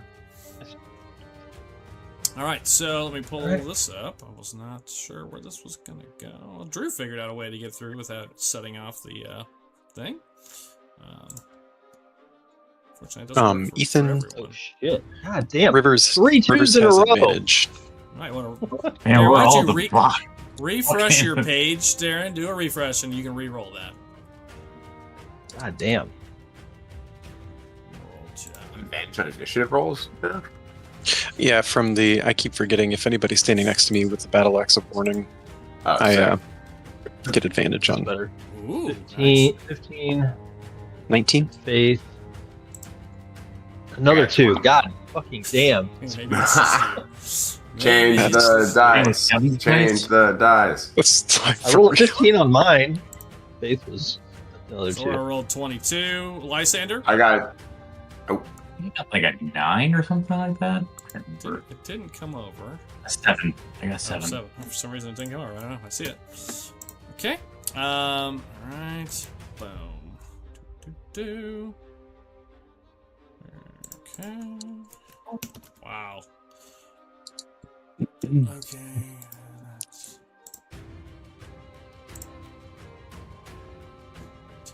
So the whole wall dissipated? Is that? Nope, just the rock. Just the rock, unfortunately. just one, right? confused. I'm confused about the like setting at this point. Okay, sorry. Is it below me? No, it's up on the wall. I said the two statues are on the top of the wall. I thought they were the size of the wall. Not the size of the wall. No, I said they're 10 feet on top. They're 10 feet tall on top of the wall. They're like gargoyles. Like gargoyles on top. Yeah. That's why I used the word gargoyle at the time. Was kind of in my head what I was thinking about. Yeah, they're just sitting on top of it. Here, let me do this. This will probably help. I should have just activated it. Jeff's laptop froze. He's restarting it. Okay. I just saw that too. I'm gonna go potty real quick. I think I'm on now. I'm still gonna go potty though. You're good. Yeah, let's take a quick bio break. Okay. Sounds good. Give me a minute to set everything up.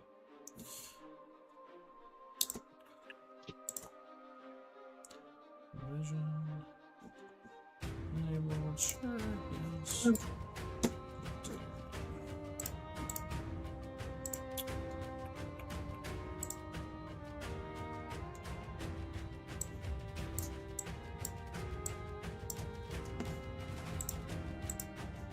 Holy Moses. Good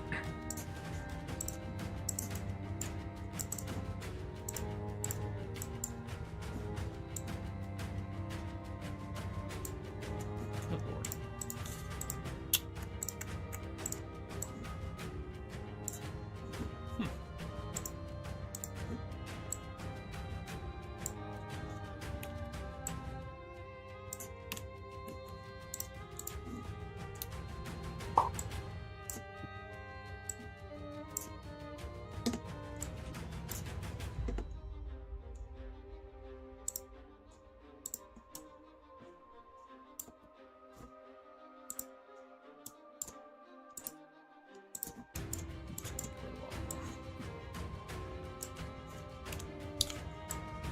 Sora.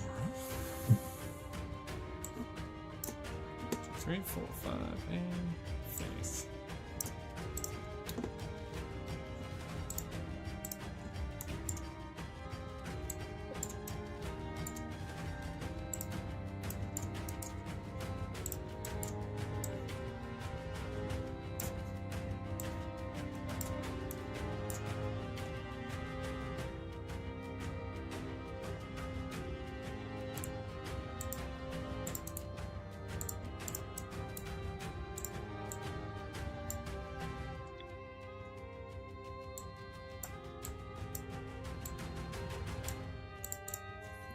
So your picture made it look like they were Yeah, they were in the wall.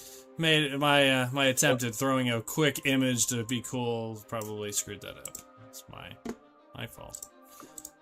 I should have just put the map up, which is much easier to see. Yeah.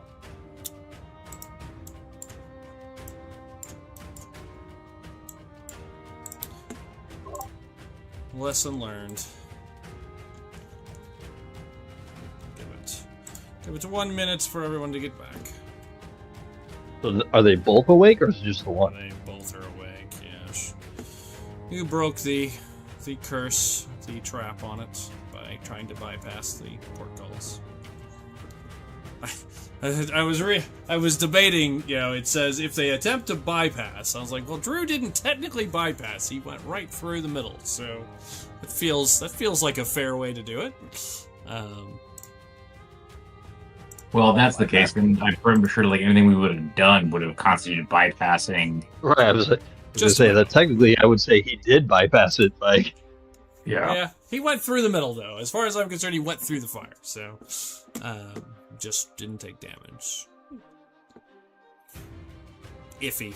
It's unclear. It just says bypass in the official rules. Because I would So think if that, I like, had enough to jump straight over the wall, that would have counted. Like I guess that's what I'm wondering too. It says by going. It specifically says by going over, attempting to fly over or bypass. It says what's the exact words?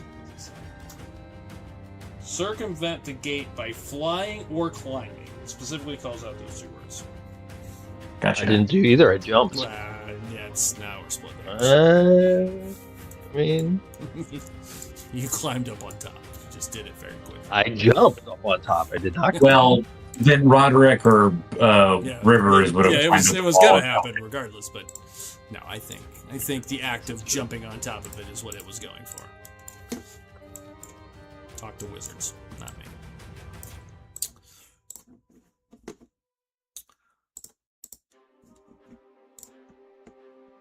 All right, looks like everybody's back.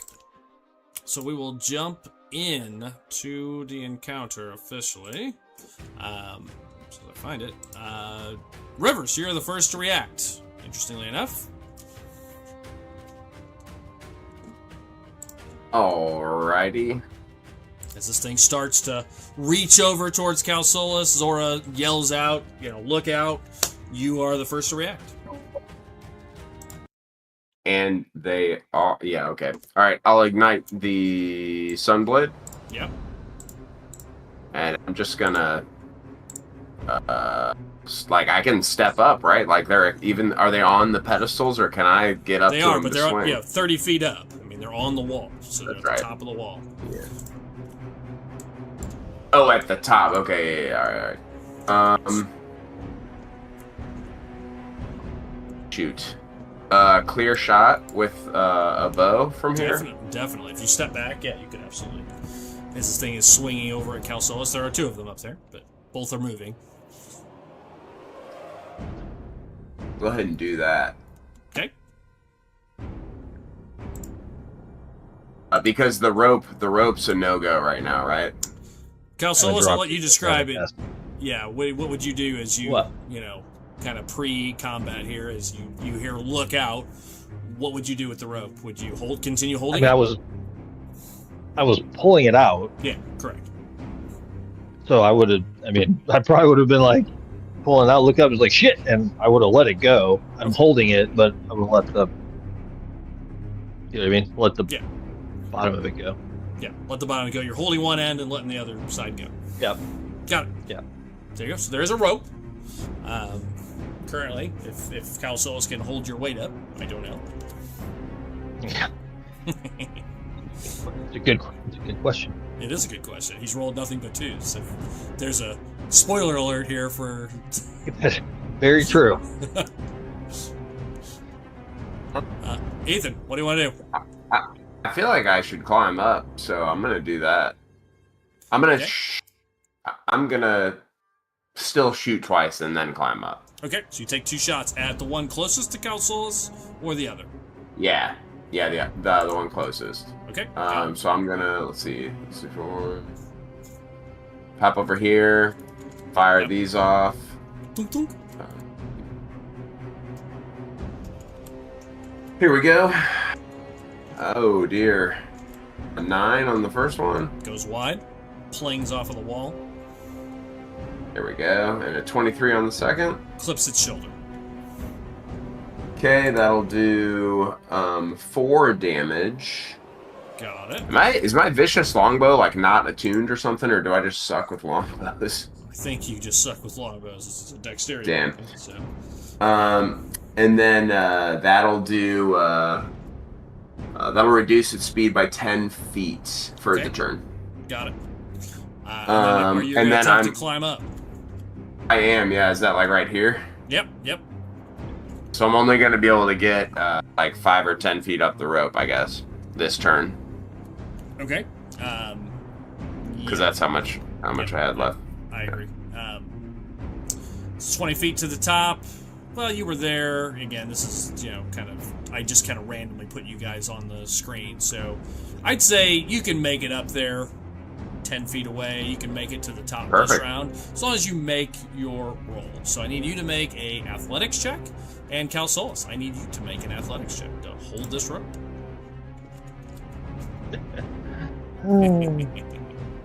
Rivers, you're good, on mine. as long as the rope is still up there. Yeah, that's a good question. Nope. No, it's not. Wait, hold on. I have an ability for this, I think. It's not a 2, really? though. It's true. A 3. Hold on. What the fuck? Maybe I don't. I don't know that you'd ever roll to help Darren. You have your inspiration from resting. You and Pat would have inspirations. You could. I do, but I thought. Oh, you can use an inspiration on someone? Yeah, you can give it. Yeah, you can give it to somebody else.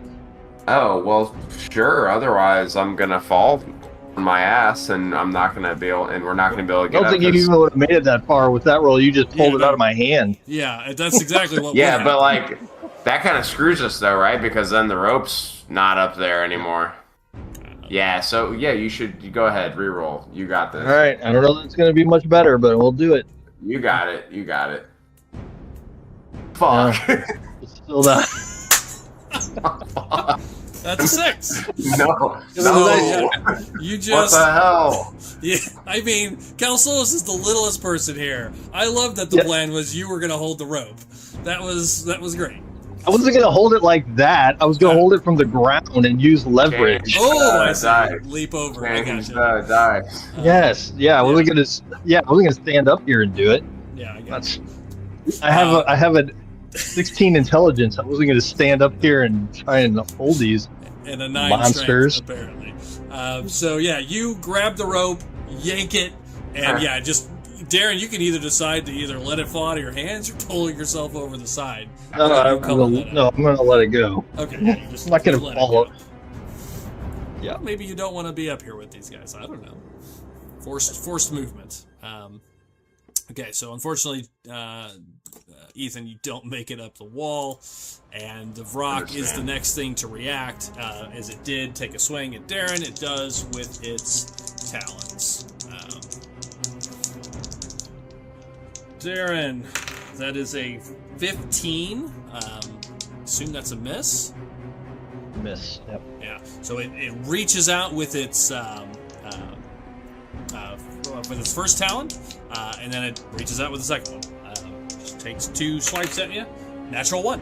So as you're getting maybe pulled down a little bit, you just kind of duck underneath the decks, sort of dexterously here, but out of the way as these 2 go over your head.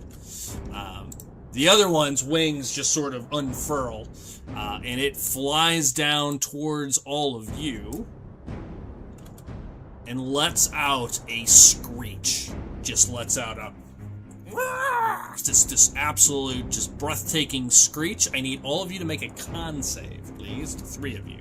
That would be Faith, Zora, and Roderick.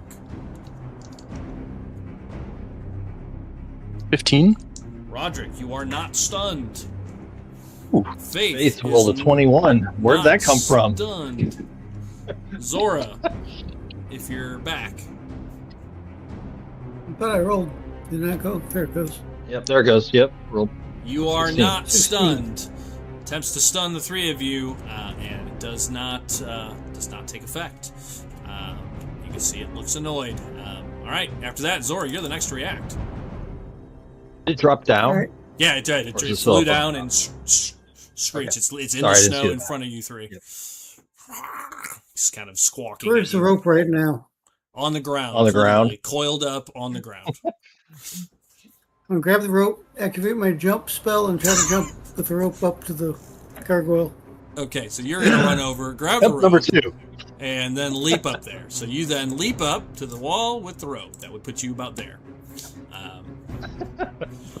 Okay, you're up there with the rope. Check. That's action to cast jump, move, anything else. Do I need to make a roll or anything for that? No, if you're using the jump spell, I'm giving it to you as an auto success Okay. since you're using the spell slot. That's fine. Yeah. I don't think I can do anything else really. Yeah, So I think that's it. Roderick, over to you, followed by Calsolis. And then Faith and Lysander. Going to activate Rage. Okay. Hold on. Can't remember how to turn it on. Class features, Rage. Activate Rage. Okay. On.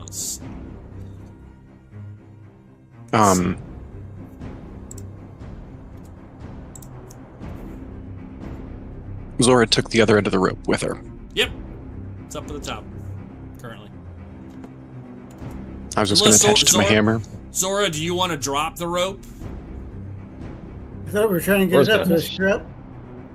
Well, No, yeah, I so mean, they do you can want to, climb. like, Do you want to leave an end down? You want to throw an end, coil an end down, or you want to keep the whole thing? Yeah, up there? I was not bringing up the entire rope. I was just bringing up the end.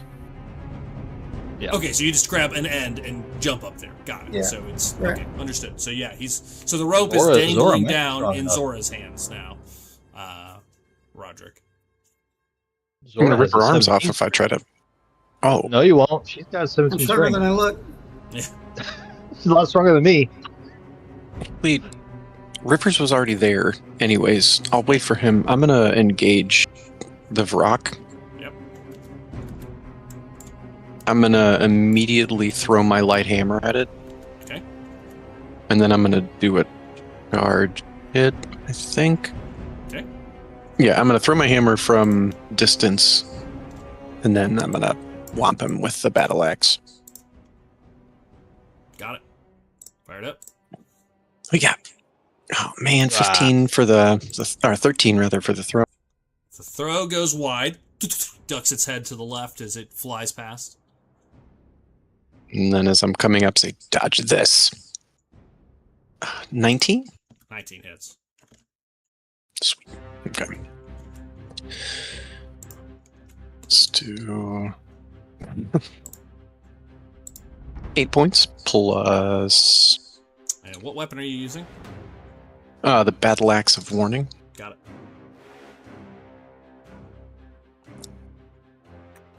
Eight. Any extra damage coming? Plus, yep, sorry. Getting that. Oh my gosh. Plus 6 points of radiant, Got it. and then I think I get a D8. Sorry, the charge attack. Oh no, I only move 5 feet. Never mind. Okay. Anything else, Pat? Bonus action. No, move, that- throw. That's all. Calsolus. Followed by Faith and Lysander. All right. Things stand in front of me. I pull out my rapier, kind of take it behind me and do a little flourish. And as I do, I just say, boom. And as I do that, the sword starts to vibrate, and you can almost sort of like, Zora could probably see it, like this sort of shimmer. And then I just thrust straight into it. Okay.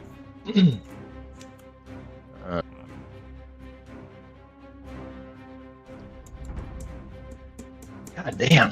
Still a 2 in there. Not natural 20. It wasn't two. I saw that. That's it. Damn.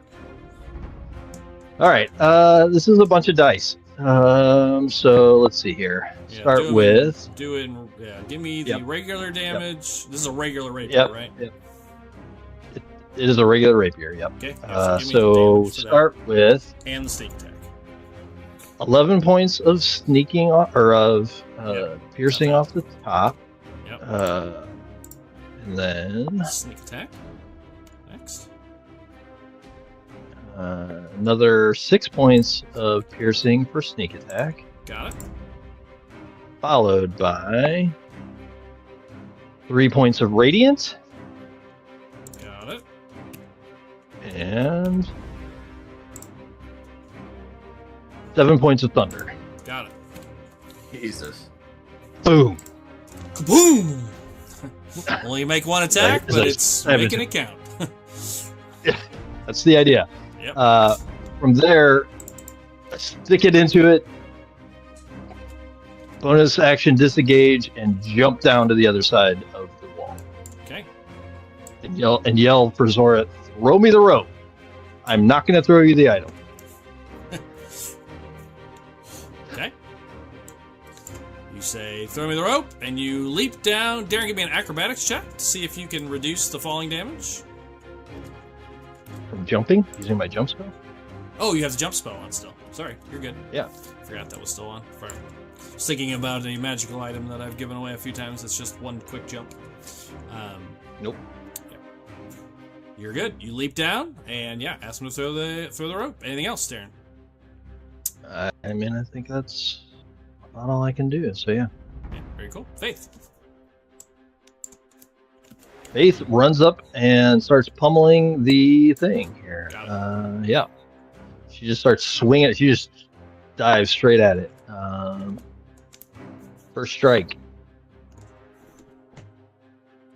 17. Hits. This is force damage. 7. Got it. Second strike. Probably not going to hit. 13. Misses.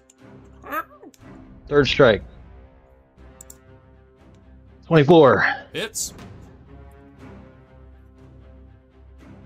11 more force damage. Got it. She just runs up and just starts swinging. Yeah, she does. Enemy else? style. That was all her action and bonus action, Okay. I Lysander. believe. Oh, crap. Hold on. What did I... Hold on a second. Sorry. What did I roll? Was she... 13, Hold on. 24, and 17.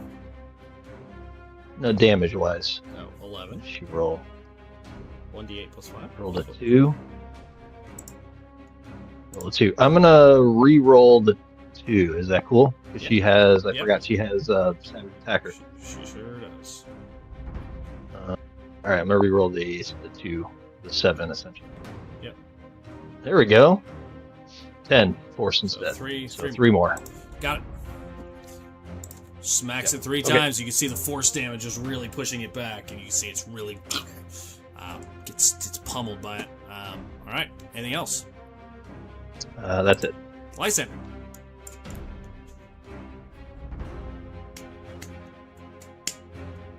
Okay. Can I see this thing? Is it kind of over the wall? Yeah, it's big enough that you could see over it. You could see it. You know, parts Okay. of it hanging. And there's over no the like side. writing or any mechanism on this side of the Nope. on there's no writing on the wall. Okay. Nope. I will make it clear at this point: the dispel magic is the only way to disengage the spell. Well.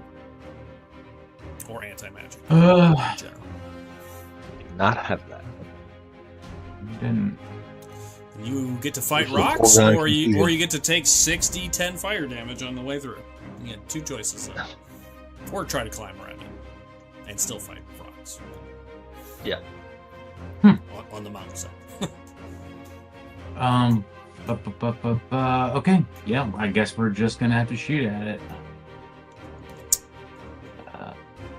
Here we go. Which one are you shooting at? Eldritch Blast. And Which I one? get though. Oh, right there, 2 of them. I guess this guy right here. Okay, up top. Both barrels. And since I hit 11, I got 3 blasts now. Ooh, 3 barrels. Ooh, that's right. 26, That'll hit. It's- 25. Still will hit. Oh, I had a crit. Oh my. Boom, boom, boom. 3 big hits. All right, so what are they, D10 plus what? D10 plus 5. All right, so do the 2 D10s first, so do those by themselves. Probably have to roll them as separate since the D20 is going to screw everything up. So, Oh, 60. So it's a 10 and a 6. 10 and a 6, yeah. Okay, so 16 plus 10, so 26 for the first 2. Got those, and then 15 plus another D10.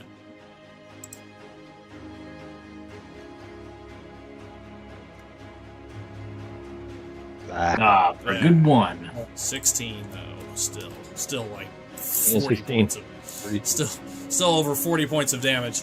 Doom, doom, doom. It's 3 shots. You see this thing kind of reel off to the side, almost falling off the other side from the force damage.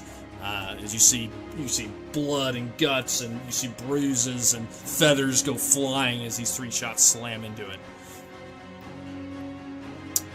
Lysander, anything else? End of turn. Okay. Staying underneath the gate Do for you have now. any? Yeah. Okay. Do you have any effects on your Eldritch Blast at all, or is it just normal? Extra damage. Like any of the invocations or anything? You know, I do. I have actually, let me see if I don't think I took any of those invocations. I was just curious. Yeah. I don't think I took them. Because I think it's Eldritch Knock Spear off the and wall. then Eldritch something. Okay. Then we'll go over to Rivers.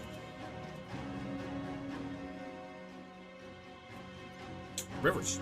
There is a rope again, There is a rope. and there is a much smaller girl holding it now.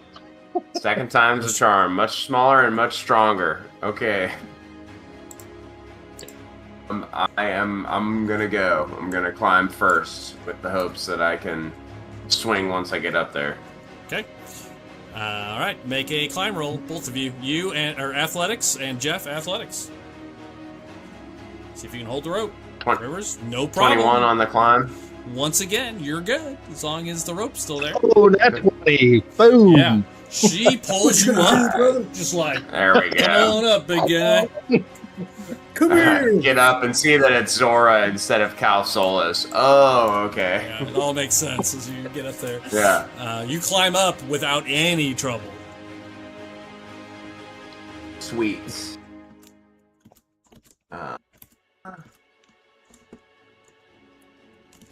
All right.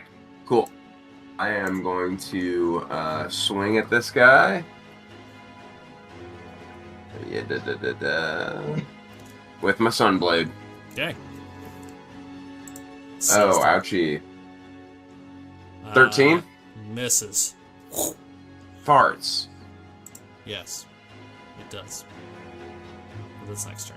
In your general direction. It will. It will next turn. 25 on the next one. Hit. I think that'll hit. That'll do 11 radiant, and I will throw on.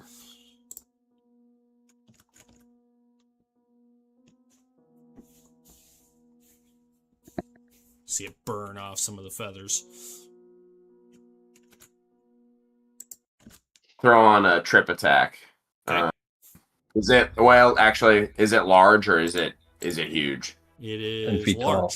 It's still large. Okay, The nice. edge of large. I'll do I'll do the trip attack then.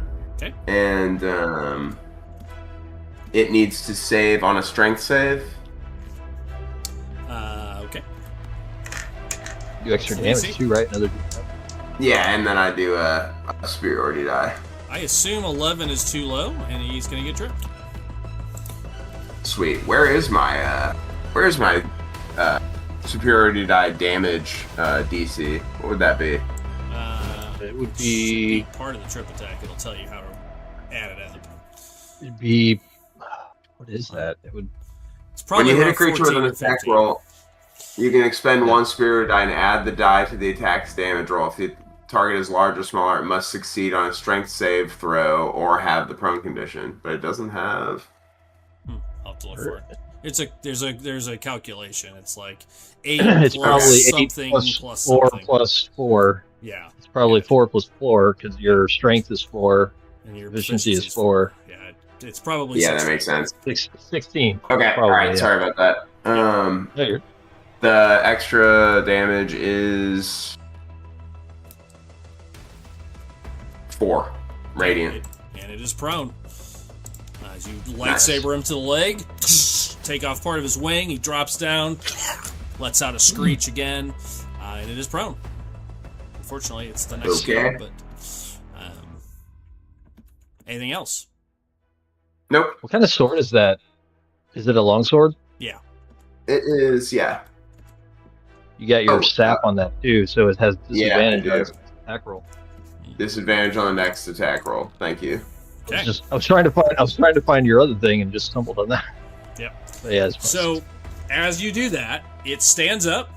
Unfortunately, it was the next to go. It stands up, and you see its 2 wings let out, and you see this green, very fart-like, as you said, kind of gas comes at you and Zora. I need you both to make a con save, please. Okay, also take 1 more health point off of the creature, please. I forgot my savage attacker. Save. Con save, please. That's a crit 1 for me. 17. You rolled You're it is a good. save. So it is, And what did you get, Rolling that one. You have Roll advantage. You have advantage on con saves, Zora. I saw on your sheet when I was okay. looking. Here we That's go. much better. 19. Okay, so you both resist. You are both not poisoned. Each creature in the area must succeed a con save or become poisoned. Yeah, nothing else happens. So that's his action. It sends out these poison spores at you, and no effect to either one of you. That one. The other one will repeat the same maneuver. More of a gesture. You guys just like hold your nose. Yeah, it's more of a gesture, isn't it? Yeah, same thing. Con save to Faith and Roderick.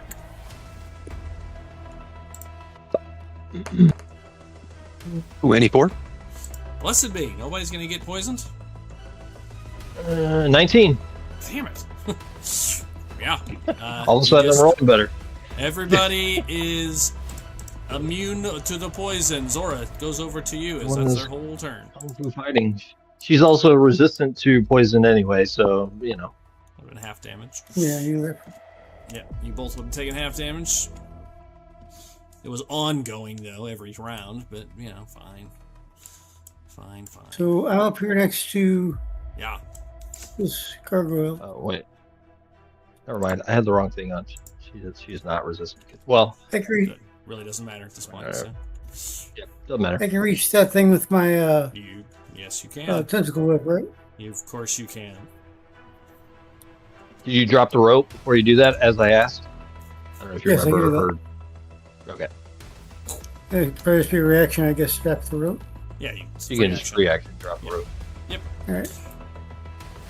320s coming up. Yeah, the whip that killed like everything last game. Only one's going to hit this time. Only one hits.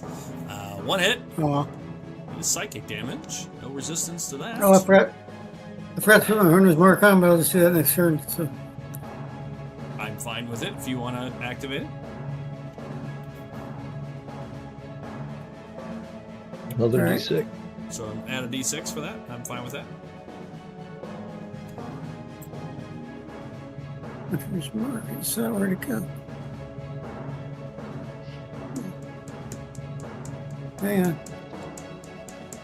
Where's my mouse? Jesus. There we go. Another one. Man. 15 damage. Wow. All right, got him. Little static cling as it washes over it. Anything else? That's bonus action. Action. Any movement? No, I'll hold my movement for now. Roderick. Yeah. Boom. Smash. Yeah. I'm actually gonna pull my shield out. Actually equip it. Excuse me. And does that count as a full action? What's that? No. Sorry, the shield. If not, I'm going to reckless attack a number of times. Okay. I insist that you do. A number of times. No times equal to the amount of attacks that I have. Which is still only 2, but it makes it sound, much fancier. It does sound better. I thought so. Reckless attack number 1. 24, I think. That'll hit. 25. Yeah. And then reckless attack number 2. Oh wait, hold on. I'm recalling. Okay. I want a reckless attack on the first one. Mm-hmm. And oh no, I didn't say the words. I wanted to hit him with a brutal strike on the first one too. But I rolled it with advantage. That's okay. Lower. Yeah, you already rolled. You take the lower, you still got to roll an 18. So you can do it on one of the two if you'd like. Well, no, because I was Yeah. going to hit him and then move him back and then rush forward and get the charge with it on the second one. But Nice. You can still do that. You can do that. You just take the lower of the first roll as an 18. on the Yeah. first one? Was it? Yeah, you rolled a 10. You rolled an 18. I didn't hit. I was looking at the second rolls. Okay, so then yeah, I am gonna do that. Okay. Brutal strike on the first one, and use the brutal strike to move him back. So that additional. No. You choose a target takes d10 of damage. One brutal strike effect. Okay, yeah, it does. Okay. Kablam goes 10 plus a d10. Good lord. Plus a d6 plus 5. Alright, so 10 radiant. 11. So 21. Got it. And Okay. I'm going to use the Brittle Strike effect to push him back, Yep. because it's not that big. Yep. Then I'm going to close the gap and get a second attack. Yep. I'm still going to reckless attack. Can We I do already that? rolled. We already rolled, so we're good. Oh, yeah, okay. Yeah. Are you doing it as a brutal or a reckless? Reckless. Okay. Yeah. So yeah, you already rolled. You hit. Charge. You're good. And then, alright. So that's There we go. 13. And then I get the charge. Charger. Which is 1d8. Nope. That's it. And then an additional 5. Got it. So, You sorry. carve into it, pushing it back. Feathers and black, bloody, viscous kind of starts pouring out of him as he starts, carving him down.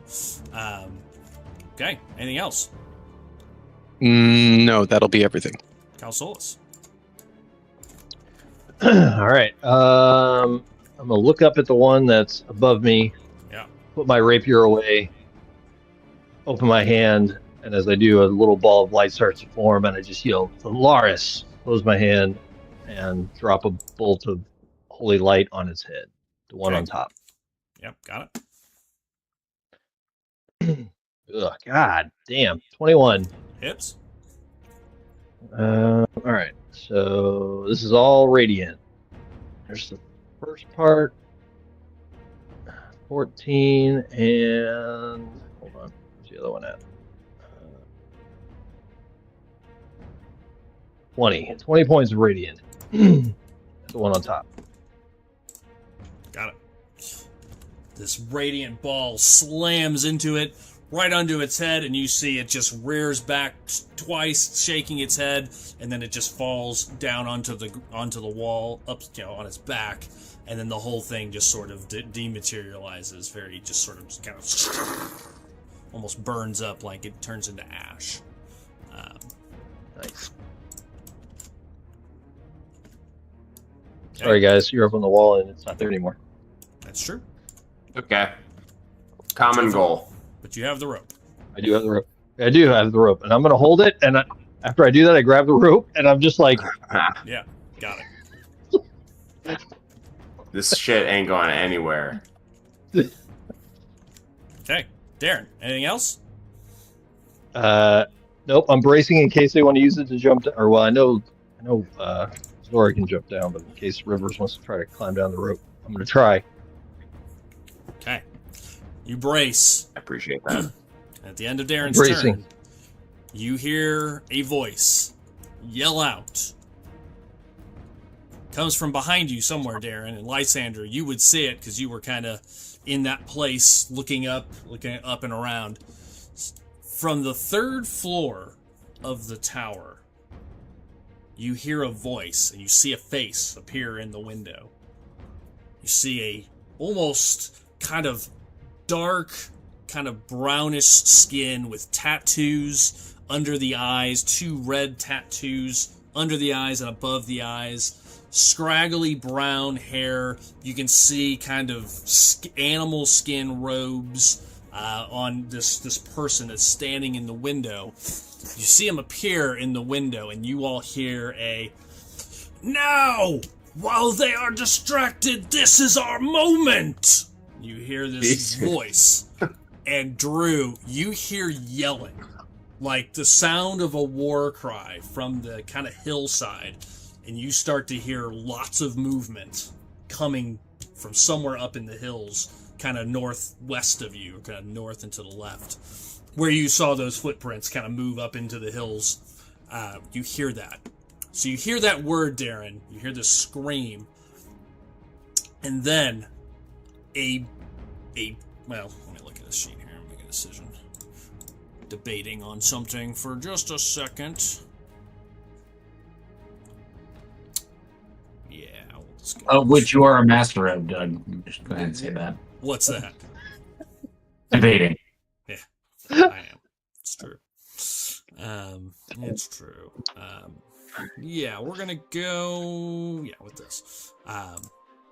Darren, as you hear that, and you all start to hear, kind of this crowd of voices and chants, and footsteps.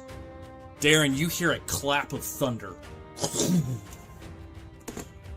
And then a bolt of lightning rip out from the sky directly onto you. I'm going to need you to roll a dexterity saving throw, please. Okay.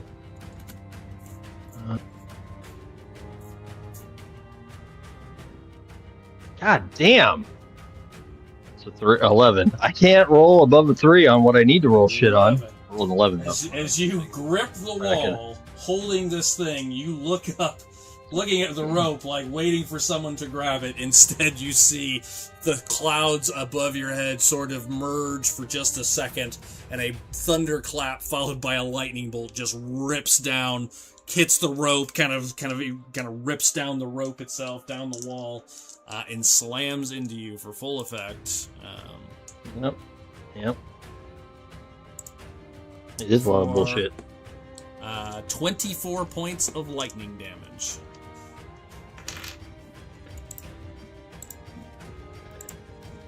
Of course, I just gave away my elemental ring. I was thinking the same thing. As soon as I rolled it, I go, I was thinking, would have been nice to have that. Mm-hmm. It would have been nice to have that. And that's his go. Faith, over to you. Faith is going to pummel again, because I don't know that she would know or do anything else. So, first fist, 24. Hits. For 8 points of force damage. Second fist, 20. Hits. We're going to re-roll that one now. Yep, might as well. One better, 7 points of force damage, and total 15 so far. We're gonna throw a kick in for the hell of it, and a 28 for another 8 points of force damage. Pop kick. 3 points of damage. Just pushing this thing back even further. Continuing to pummel it. It is bloodied horribly as she steps into it. Anything else, Darren? Yeah. I believe that is her go. Lysander, over to you. Yeah, where's knockoff Urskard?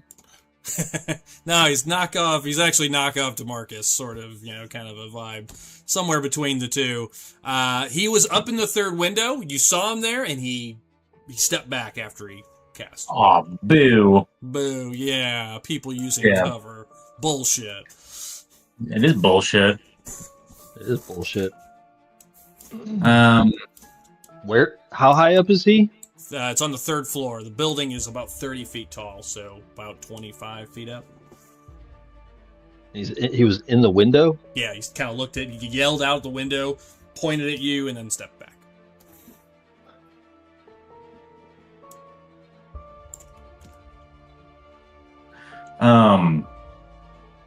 Well,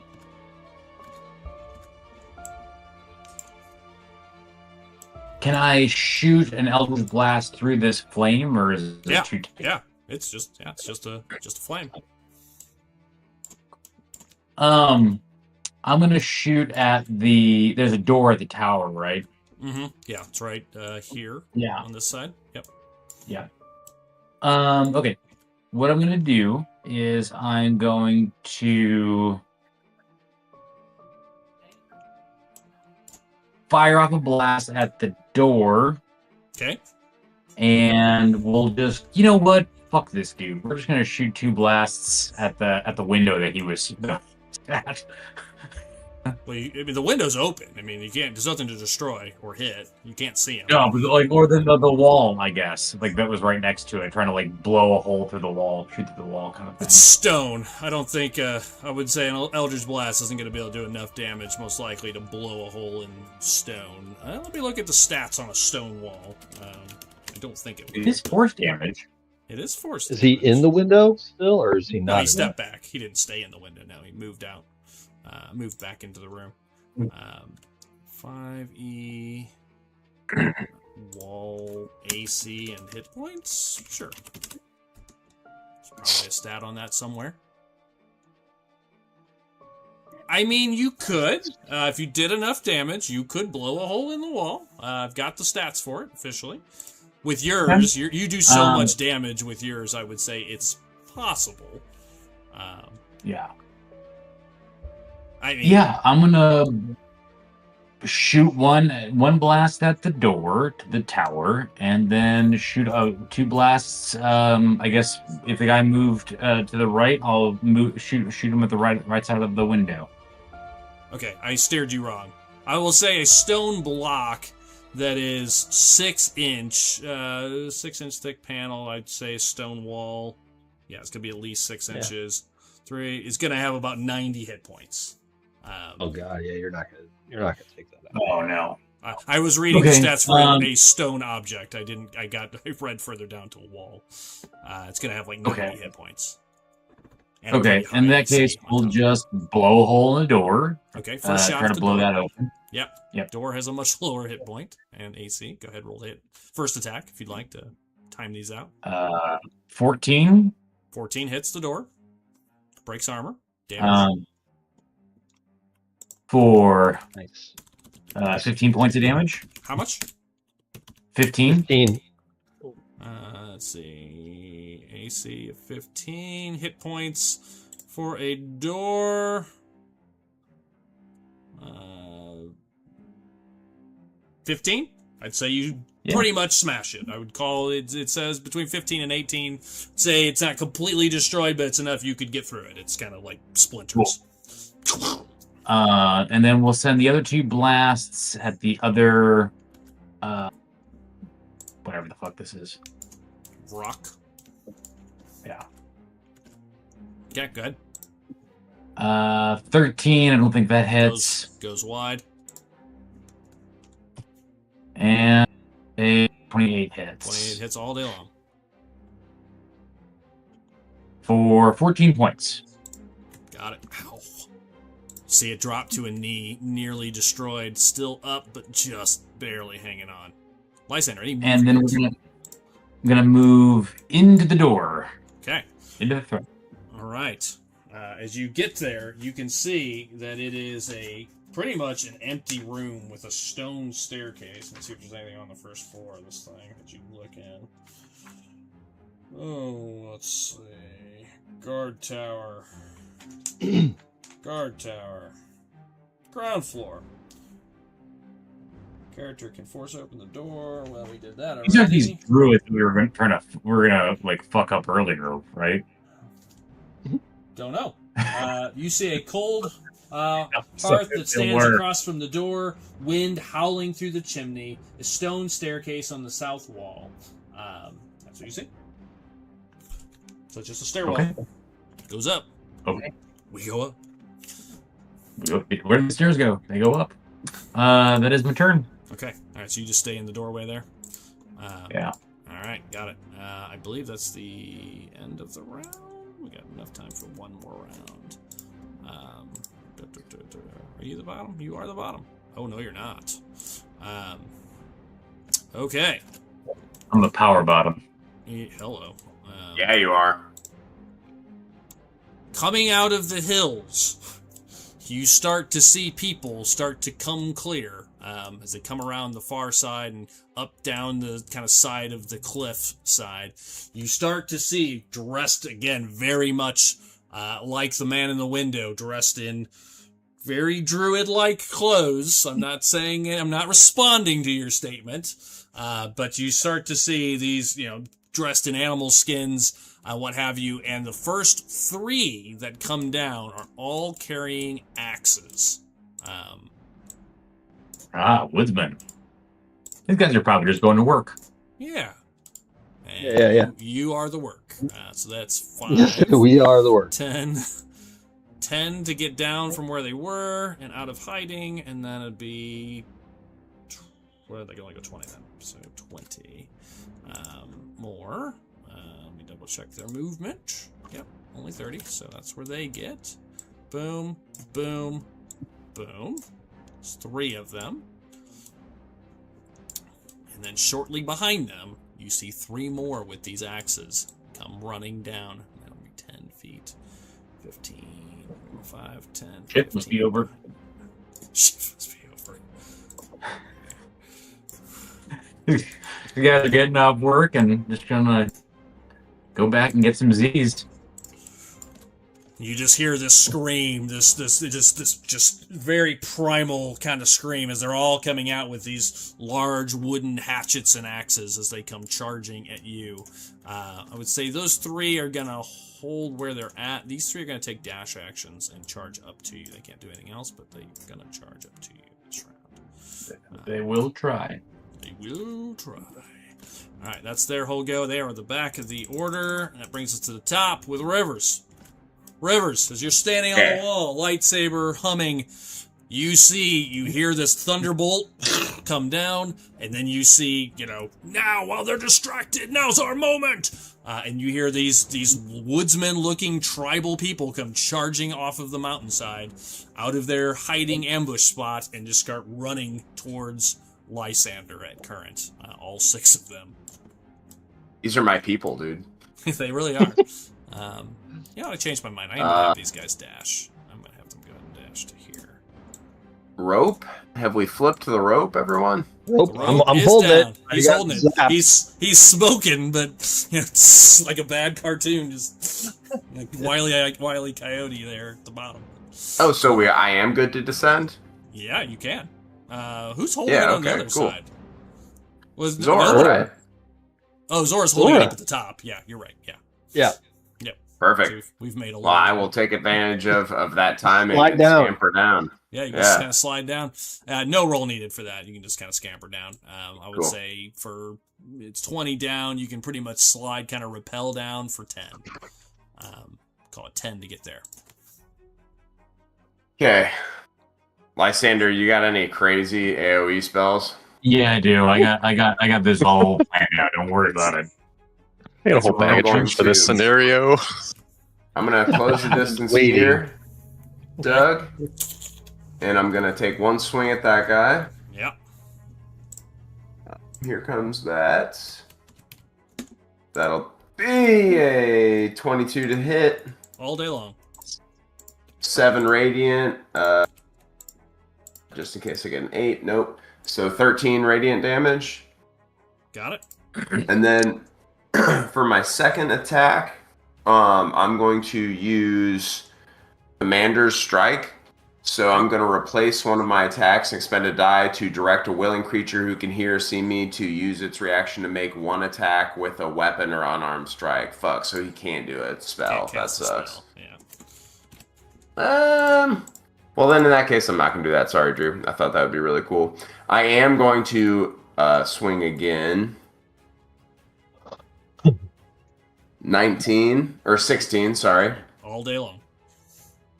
16, and then that'll do 8 radiant, and I'm going to push him into the clowns right above him. Okay. Kind of push him back like there. Yeah, if I can, like Yep. pushing attack.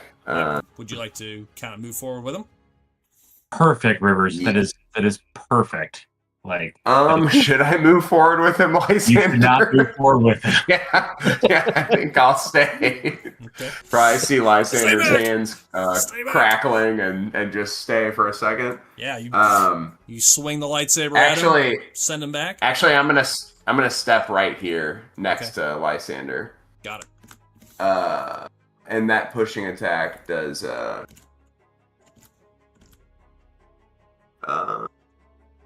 it's a strength save again. 1, Oh, okay, got it. and the extra damage is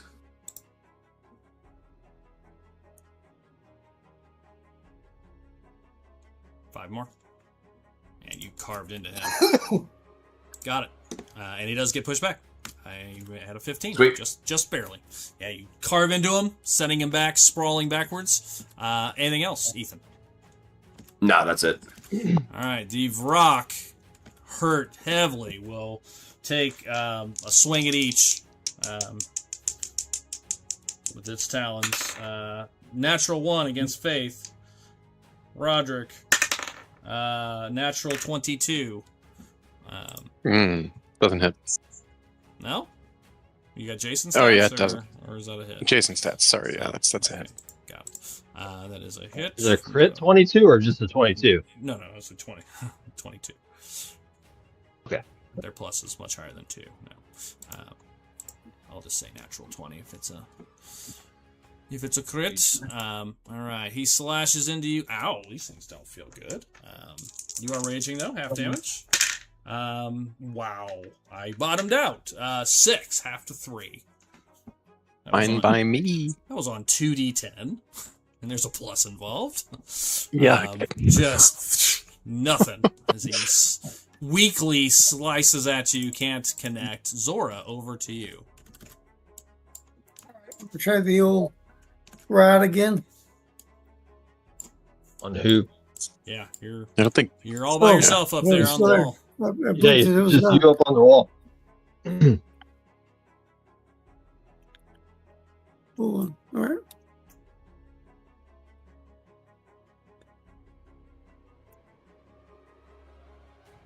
What you doing Here are there? these little green dudes. Yeah, these are a bunch of what looks like savages with axes that came running out of the hills. Can I reach one of those with my rod? Well, you are right now on top of another building. Are you trying to leap over to the roof of the guard tower? I think he's why not? behind. I think he's trying to stay behind Lysander, right? Well, there's a wall. Yeah, I'm Lysander's trying to against the stay wall. close to Lysander. So you could jump down here by rivers. You'd have to jump down. Or you could technically, I mean, it's only 10 feet away. You could jump up onto the wall, onto the guard tower, but you'd be 30 feet high. There is a dude in there. There's a dude inside somewhere. I mean, I don't know if you know that. Yeah, I'll go through the guard tower and clean out that dude. Okay, you want to jump over to the guard tower? Sure. Okay, there is a hatch when you land. As you kind of land on the, let's start with, that's your first 10 feet of movement. You leap over Okay. there. You can see that there's a hatch up on top of the guard tower. All right, let's open that up. Okay, you step over to it, open it up. It does open. That's 20 feet of movement. You can see a wooden stairwell that leads down into another room. Do I see the guard anywhere? As you look into the room, at the far side of the room, you see 4 people in the room. 3 of them look to be dressed very similar. All 3 of them are wearing kind of just hide clothing, animal furs and skins. All of them are holding what look like staffs and clubs. One of them looks to be a little older than the other 3. Is carrying a full size quarterstaff. Okay. I think I'm going to target the quarterstaff guy. Okay. You'd have to go into the room to get within range. If you'd like to Okay. jump down there, unless you're casting a spell, of course, that has more range. But, No, I want to cast Hunter's Mark on him, and then Okay. I'll jump down. Okay, you jump down, and then you're within 15 feet of anybody once you're down at the ground level, and I'm going to go 5 feet closer to the guy with the quarterstaff, and then I'm going to use the rod on him. okay, got it. Pull his stats up. Okay, Do it.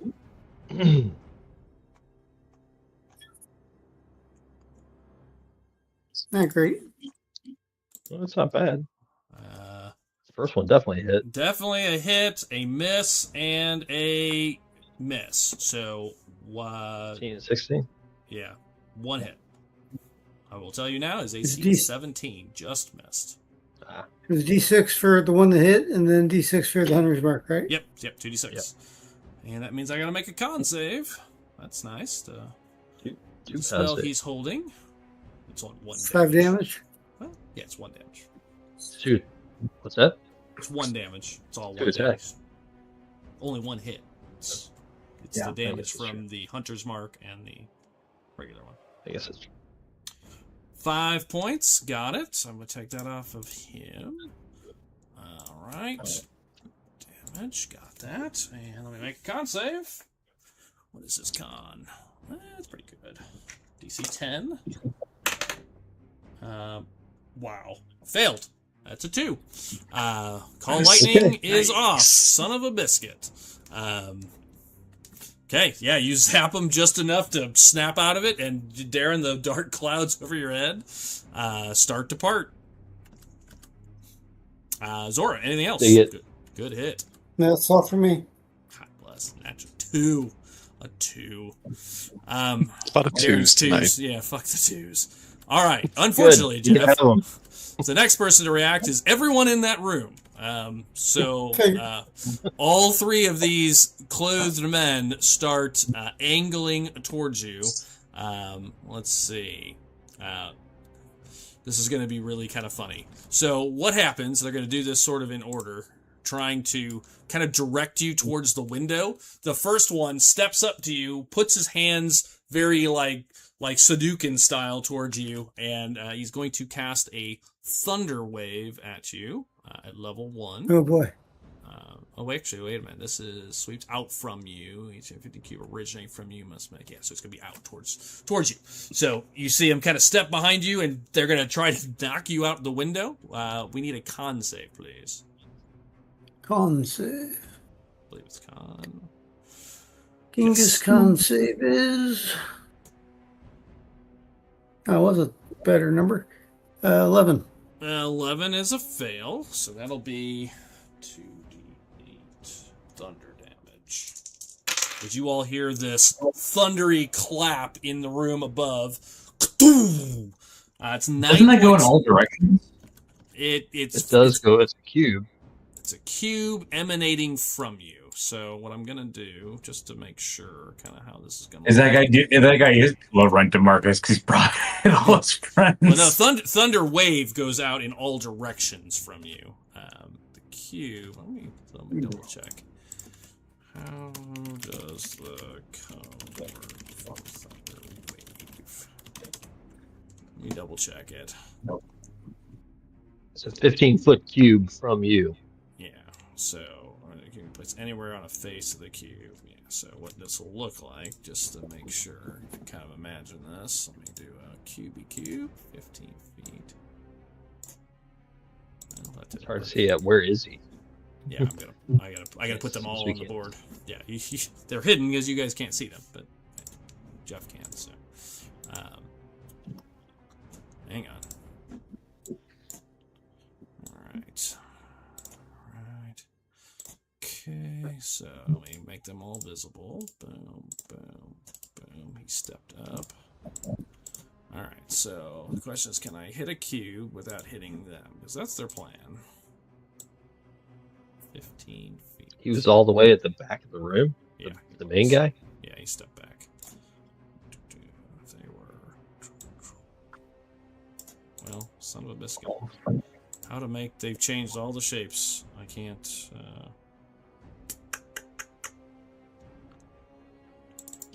15. 15, it'd be 15 by 15, right? That's how a cube would be? Yep. There you go. Mm-hmm. I guess. They've changed it. So it would look like that. Be this whole space. Be anywhere in that direction. So kind of boom. Send you back 10 feet. Can you not see that?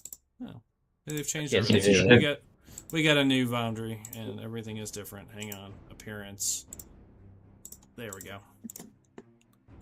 That should make it visible. Yeah. There we go. There we go. Now we're cooking with gas. All right. All right. So we've got Thunder Wave on this. All right. Let's get the stats on that. Push 10 feet away. So that one does not knock you out the window. It just knocks you back to the far wall. So you're kind of on the back side of this room, if you can kind of imagine. Then the next one is going to step in afterwards and repeat the same maneuver and attempt to knock you out the window this time. Can I get another con save, please? More of a gesture at this point. 20. Unnatural. Unnatural. You do not get pushed. Take this at half. 7, half to 3. And then other Now boy, what are you gonna do? You move and do the same thing. Yeah, no, can't. The triple tech will not work from here. So we're gonna have to. Other one is going Doug, to. how much damage did you do with the first one? I never took the damage from the first one. Oh, shit! What did I roll? You just moved him. I don't think you rolled anything. I did, but I don't remember what it was. I'll just re-roll it. 10. I think it was 8, actually. I feel like it was 8. Go with 8. It's in the back of my mind. All right. The last guy is going to... Can't do that, so he will cast...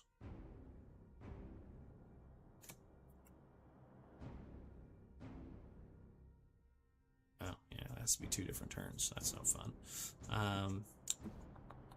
He's just going to run up and smack you with his...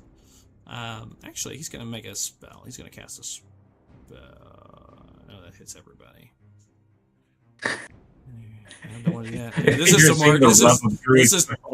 This is DeMarcus, like, all over. Like, no wonder everybody got hit constantly by his... He doesn't have any spells that don't do, like, the area. Yeah, they're all AoEs that hit everyone. That's right. He's just going to run over and bonus action Shillelagh and smack you over the head with his club. How about that? So that's one action. 22 to hit. He did hit, I think. Yep. Yep, that is a hit. Goes up to a D8. And that'll be for, 9 points of damage. Smacks you over the back of the head. All right. All right. 1, 2, 3 druids. There they are. Okay. Roderick, over to you. Let's take care of this thing. We'll have to wrap here at the end of this round. I'm going to reckless attack and I'm going to brutal strike. Oh, well, I already hit. I hit you, but I'll just double check that it wasn't a crit. It wasn't. You were. I forgot you reckless. Oh, that's true. Yeah. Yeah. All right. Go ahead. Oh, that was really close to being a nat 20. I think it's a 16. That's a hit. So stop there because it's likely not going to survive. Go ahead and give me the damage. 8. That'll do it. Oh, well, it was a natural one. Yeah.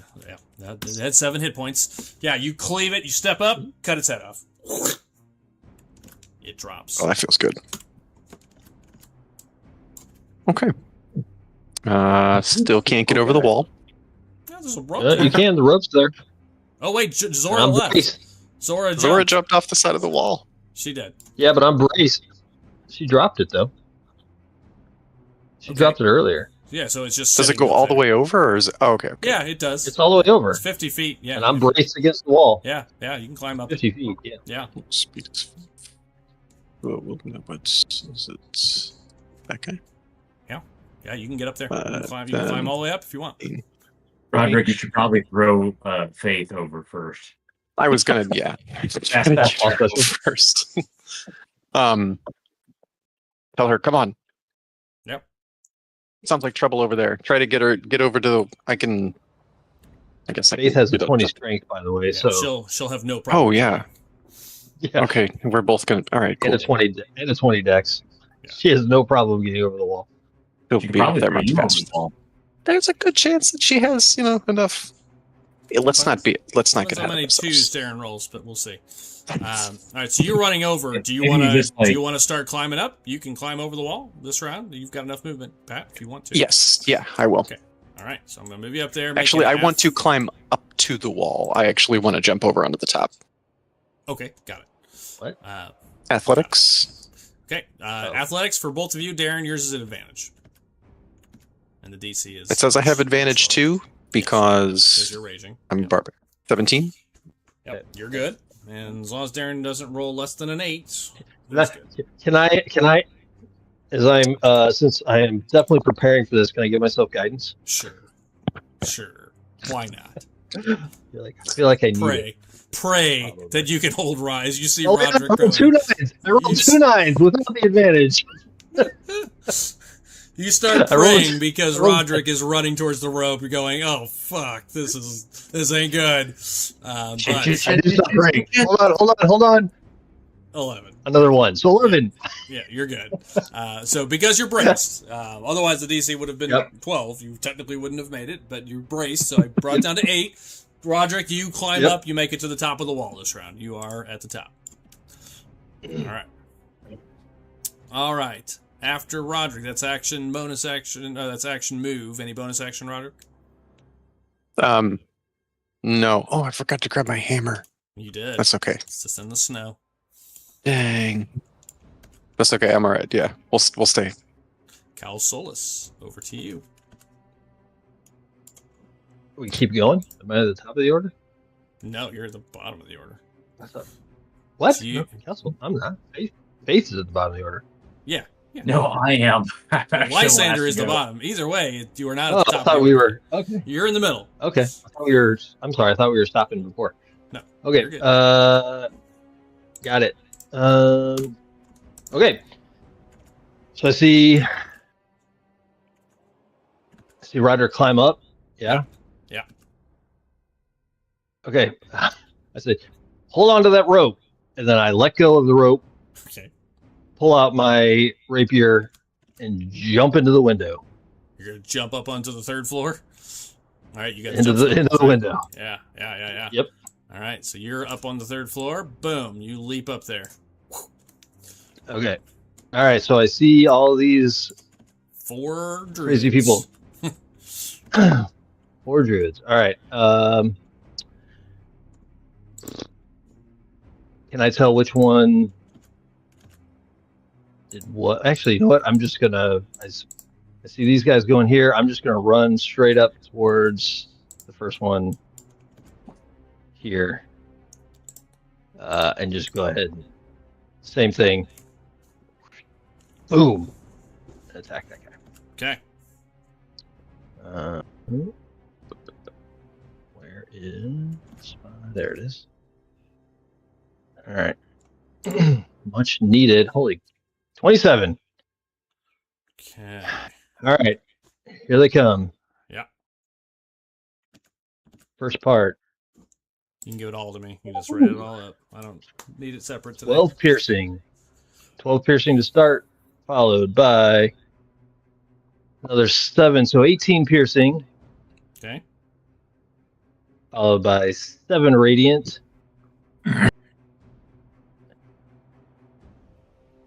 And 4 thunder. So 19, 23, 30 points. Instantly killed. Nice. Just disintegrated that guy. You stab. I need you to make Oh, a yeah. con save when you run in. The druid behind you, the one with the white hair, is going to use a reaction. What is he doing? Oh, I'll let you Gonna make a try to con- kiss you. Gonna try to kiss you, but I need you to make a con save. That's right. Okay. I guess you. Bastard. Give me a smooch. It's my birthday. God damn. Come on, come here, Yeah. give daddy a smooch. You see, Ah. you see as you come in, you feel this wave of like poison, and the air around him becomes foul. And he's going to use his ability called Muted. Halo of Spores, and deal a little bit of damage to you. Oh, these guys are spore druids. These are fun. Okay, he's a spore druid. One? Take 1 whole point of damage. Okay. 1. Yep. 1. 1. So what is it actually happen? What actually happened here? You just see this spore kind of infused in the air around him. Suddenly, just kind of lets it out. It goes in a circle around him, about 10 feet out, and you just kind of feel it kind of drain some of your life away as you step forward. 1 point of necrotic damage. Does it stay, or is it just Nope, it's just a little chit damage. You parted. Extra chit when you roll one. Just a little toot. Yeah, a little toot. Toot. Just got to shard his pants. Yeah, just strutting his stuff. Just getting warmed up, Darren. Just getting warmed up. Anything else? I'm just making sure. I'm trying to. How much movement have I used? I guess what I'm. It's 20. It's like 20 feet of movement. So like 30. Kind of. I've used 30. 20 to leap up. And then another 10 to move in on the druid. Then I'm gonna go ahead and finish my last 5 and move in next to him. Okay. With my rapier moving towards him. Okay. Anything else? I don't think I can do anything else. Yeah, but I don't think I can do anything else. Okay. Yep, that's it. All right. All right. You run up next to him. You hear him kind of yell out as you come in. He sees you. He kind of turns towards you. Strahd is ready for your head, girl. He would say, your time in Barovia is over. You can use actions.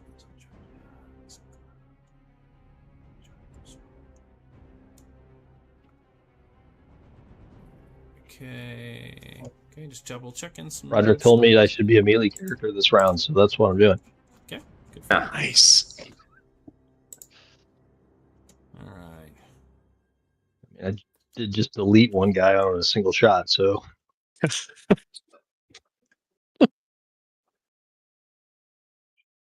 Turned him into pink mist. Okay, got it. Darren, since you're standing next to him,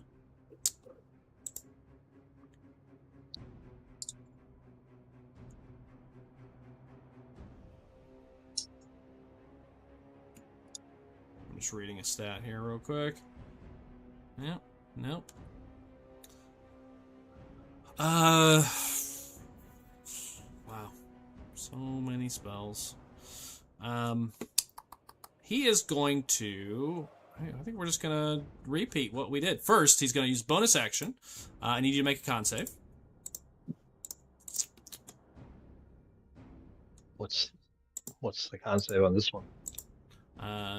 You thing? see more spores coming out. So different kind of spore, but similar in that is a theme here. There we go. Nat 20. 27. Okay. You are not poisoned. All right. Got it. After that was his bonus action and effect. He is now going to cast a spell. He's going to cast this at level... I don't know if you have counterspell, so I won't say it out loud. But you see him put his hands out towards you. He's going to try to knock you back out the window. Well, you're too far from the window, but he's going to try to knock you back. Yep. So he is going to... Yes, he's going to cast. I need you to make another con save. Okay.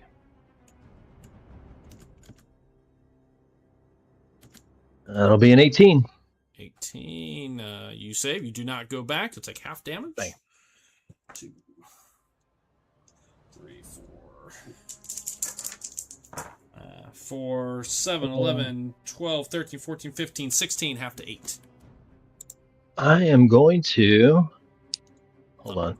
I think I can do something here. Hold on. Nope, never mind. That doesn't work for that. Hold on. Nope. Damn, that sucks. Thought that would work. You said 8? Yep.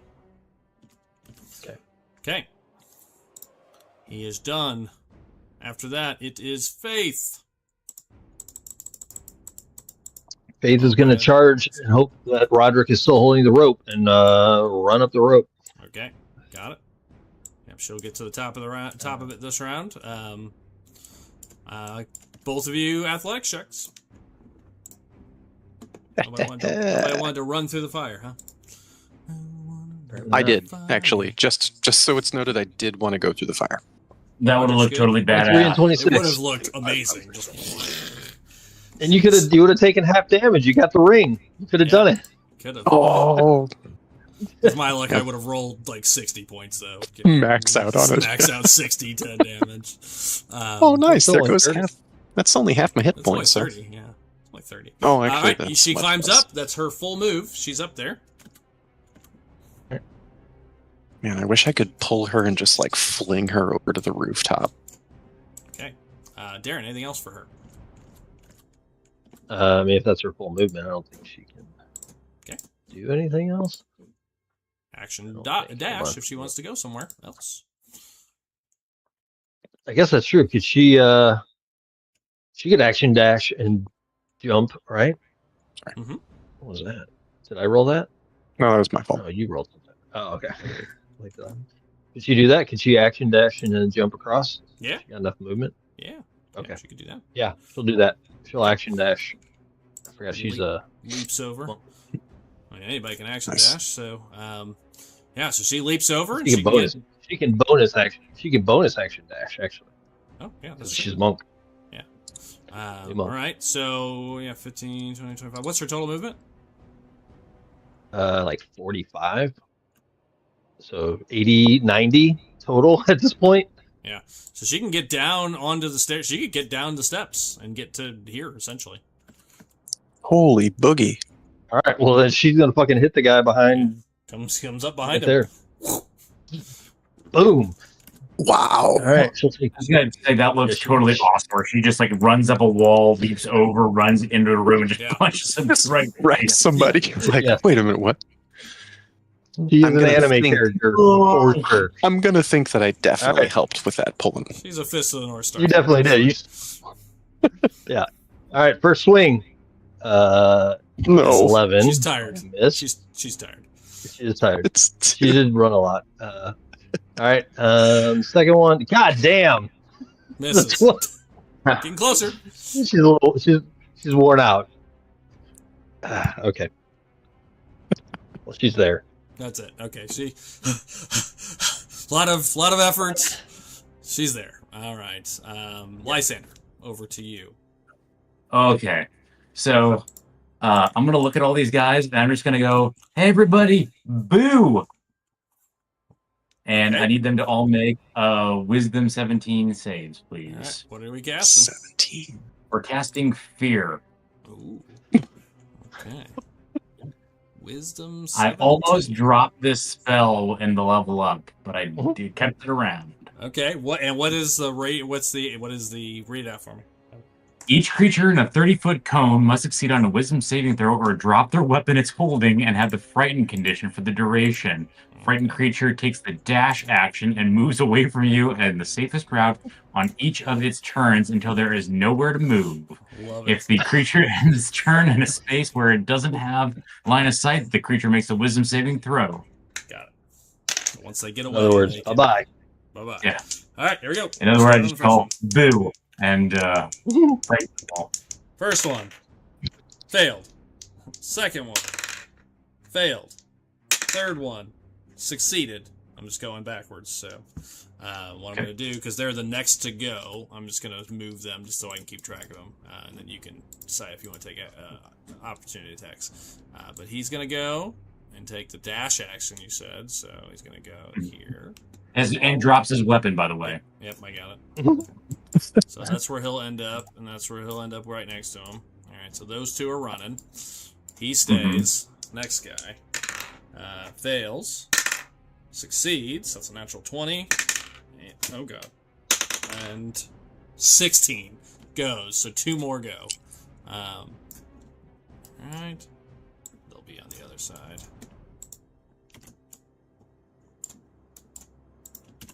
There we go. And there we go. Move them up. All right, they're all running. Okay, Okay. got it. Action done. One of them did run away from you, so technically attack of opportunity if you wish. I think I want to take a attack of opportunity. Just want to let him Probably go. And then, give me 1 second. I'm sorry, this is a new feature. You're They're good. all just running. Great use of a spell. Thank you. What level spell is Yeah, that? they're too. Now's our chance. Actually, let's get the fuck out of here.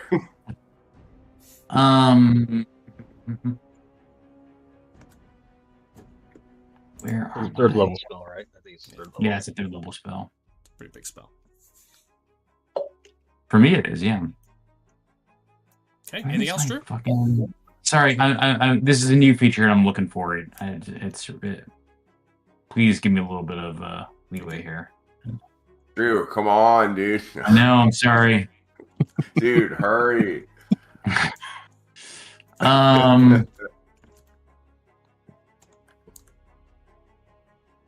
Okay.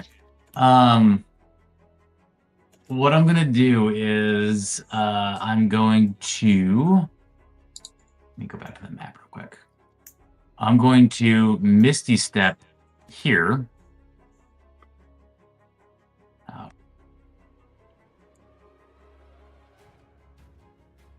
Why is that letting me move up? I'm probably gotta do that. Misty Step there, and I'll do a Dreadful Step specifically. So this space I appear, every creature in a 5-foot radius, so the 2 guys around me, must make a DC 17 Wisdom saving throw or take 2d10 psychic damage. Okay. Natural 20. Oh my god. And 12. So 1 hit, 1 succeeded. Okay. And then they take 2d10. Yeah.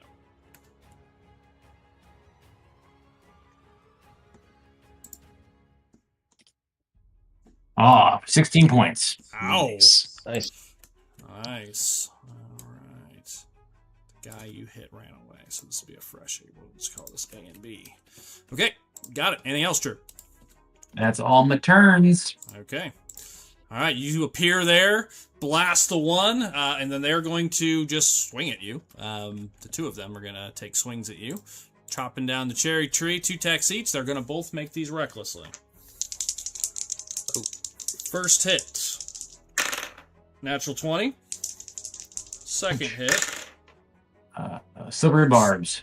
Okay, 18 is the next one. I'll go back to the first one. First one, I'll go back to that. So a hit. First one, reroll. Misses because of that. All right, second guy. So 1 hit on the first guy. Second guy, 23 and 16. So that's a miss, I believe. Yes.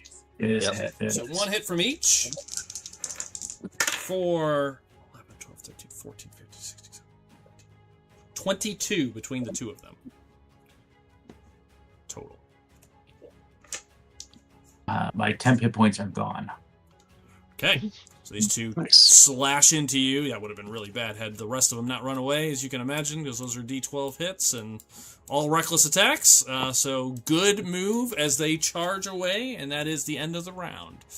So that is where we're going to stop. Sorry, we had to go a little bit late there to finish that turn. That was my fault. But we'll be back in 2 weeks. Sorry, there was a little confusion in the coloring of the gate. I know that caused some issues. That was my fault. So is what it is. Have a good night, We everybody. were going to go over it one way or the other. That's One true. way or the other. So Just got We could have confusing. dug a tunnel underneath. yeah, that's true. You know, It was like that is- under. We're thinking. It doesn't say anything about under in the book. We'll catch you next There you time in go. 2 weeks. Have a good night. Goodbye.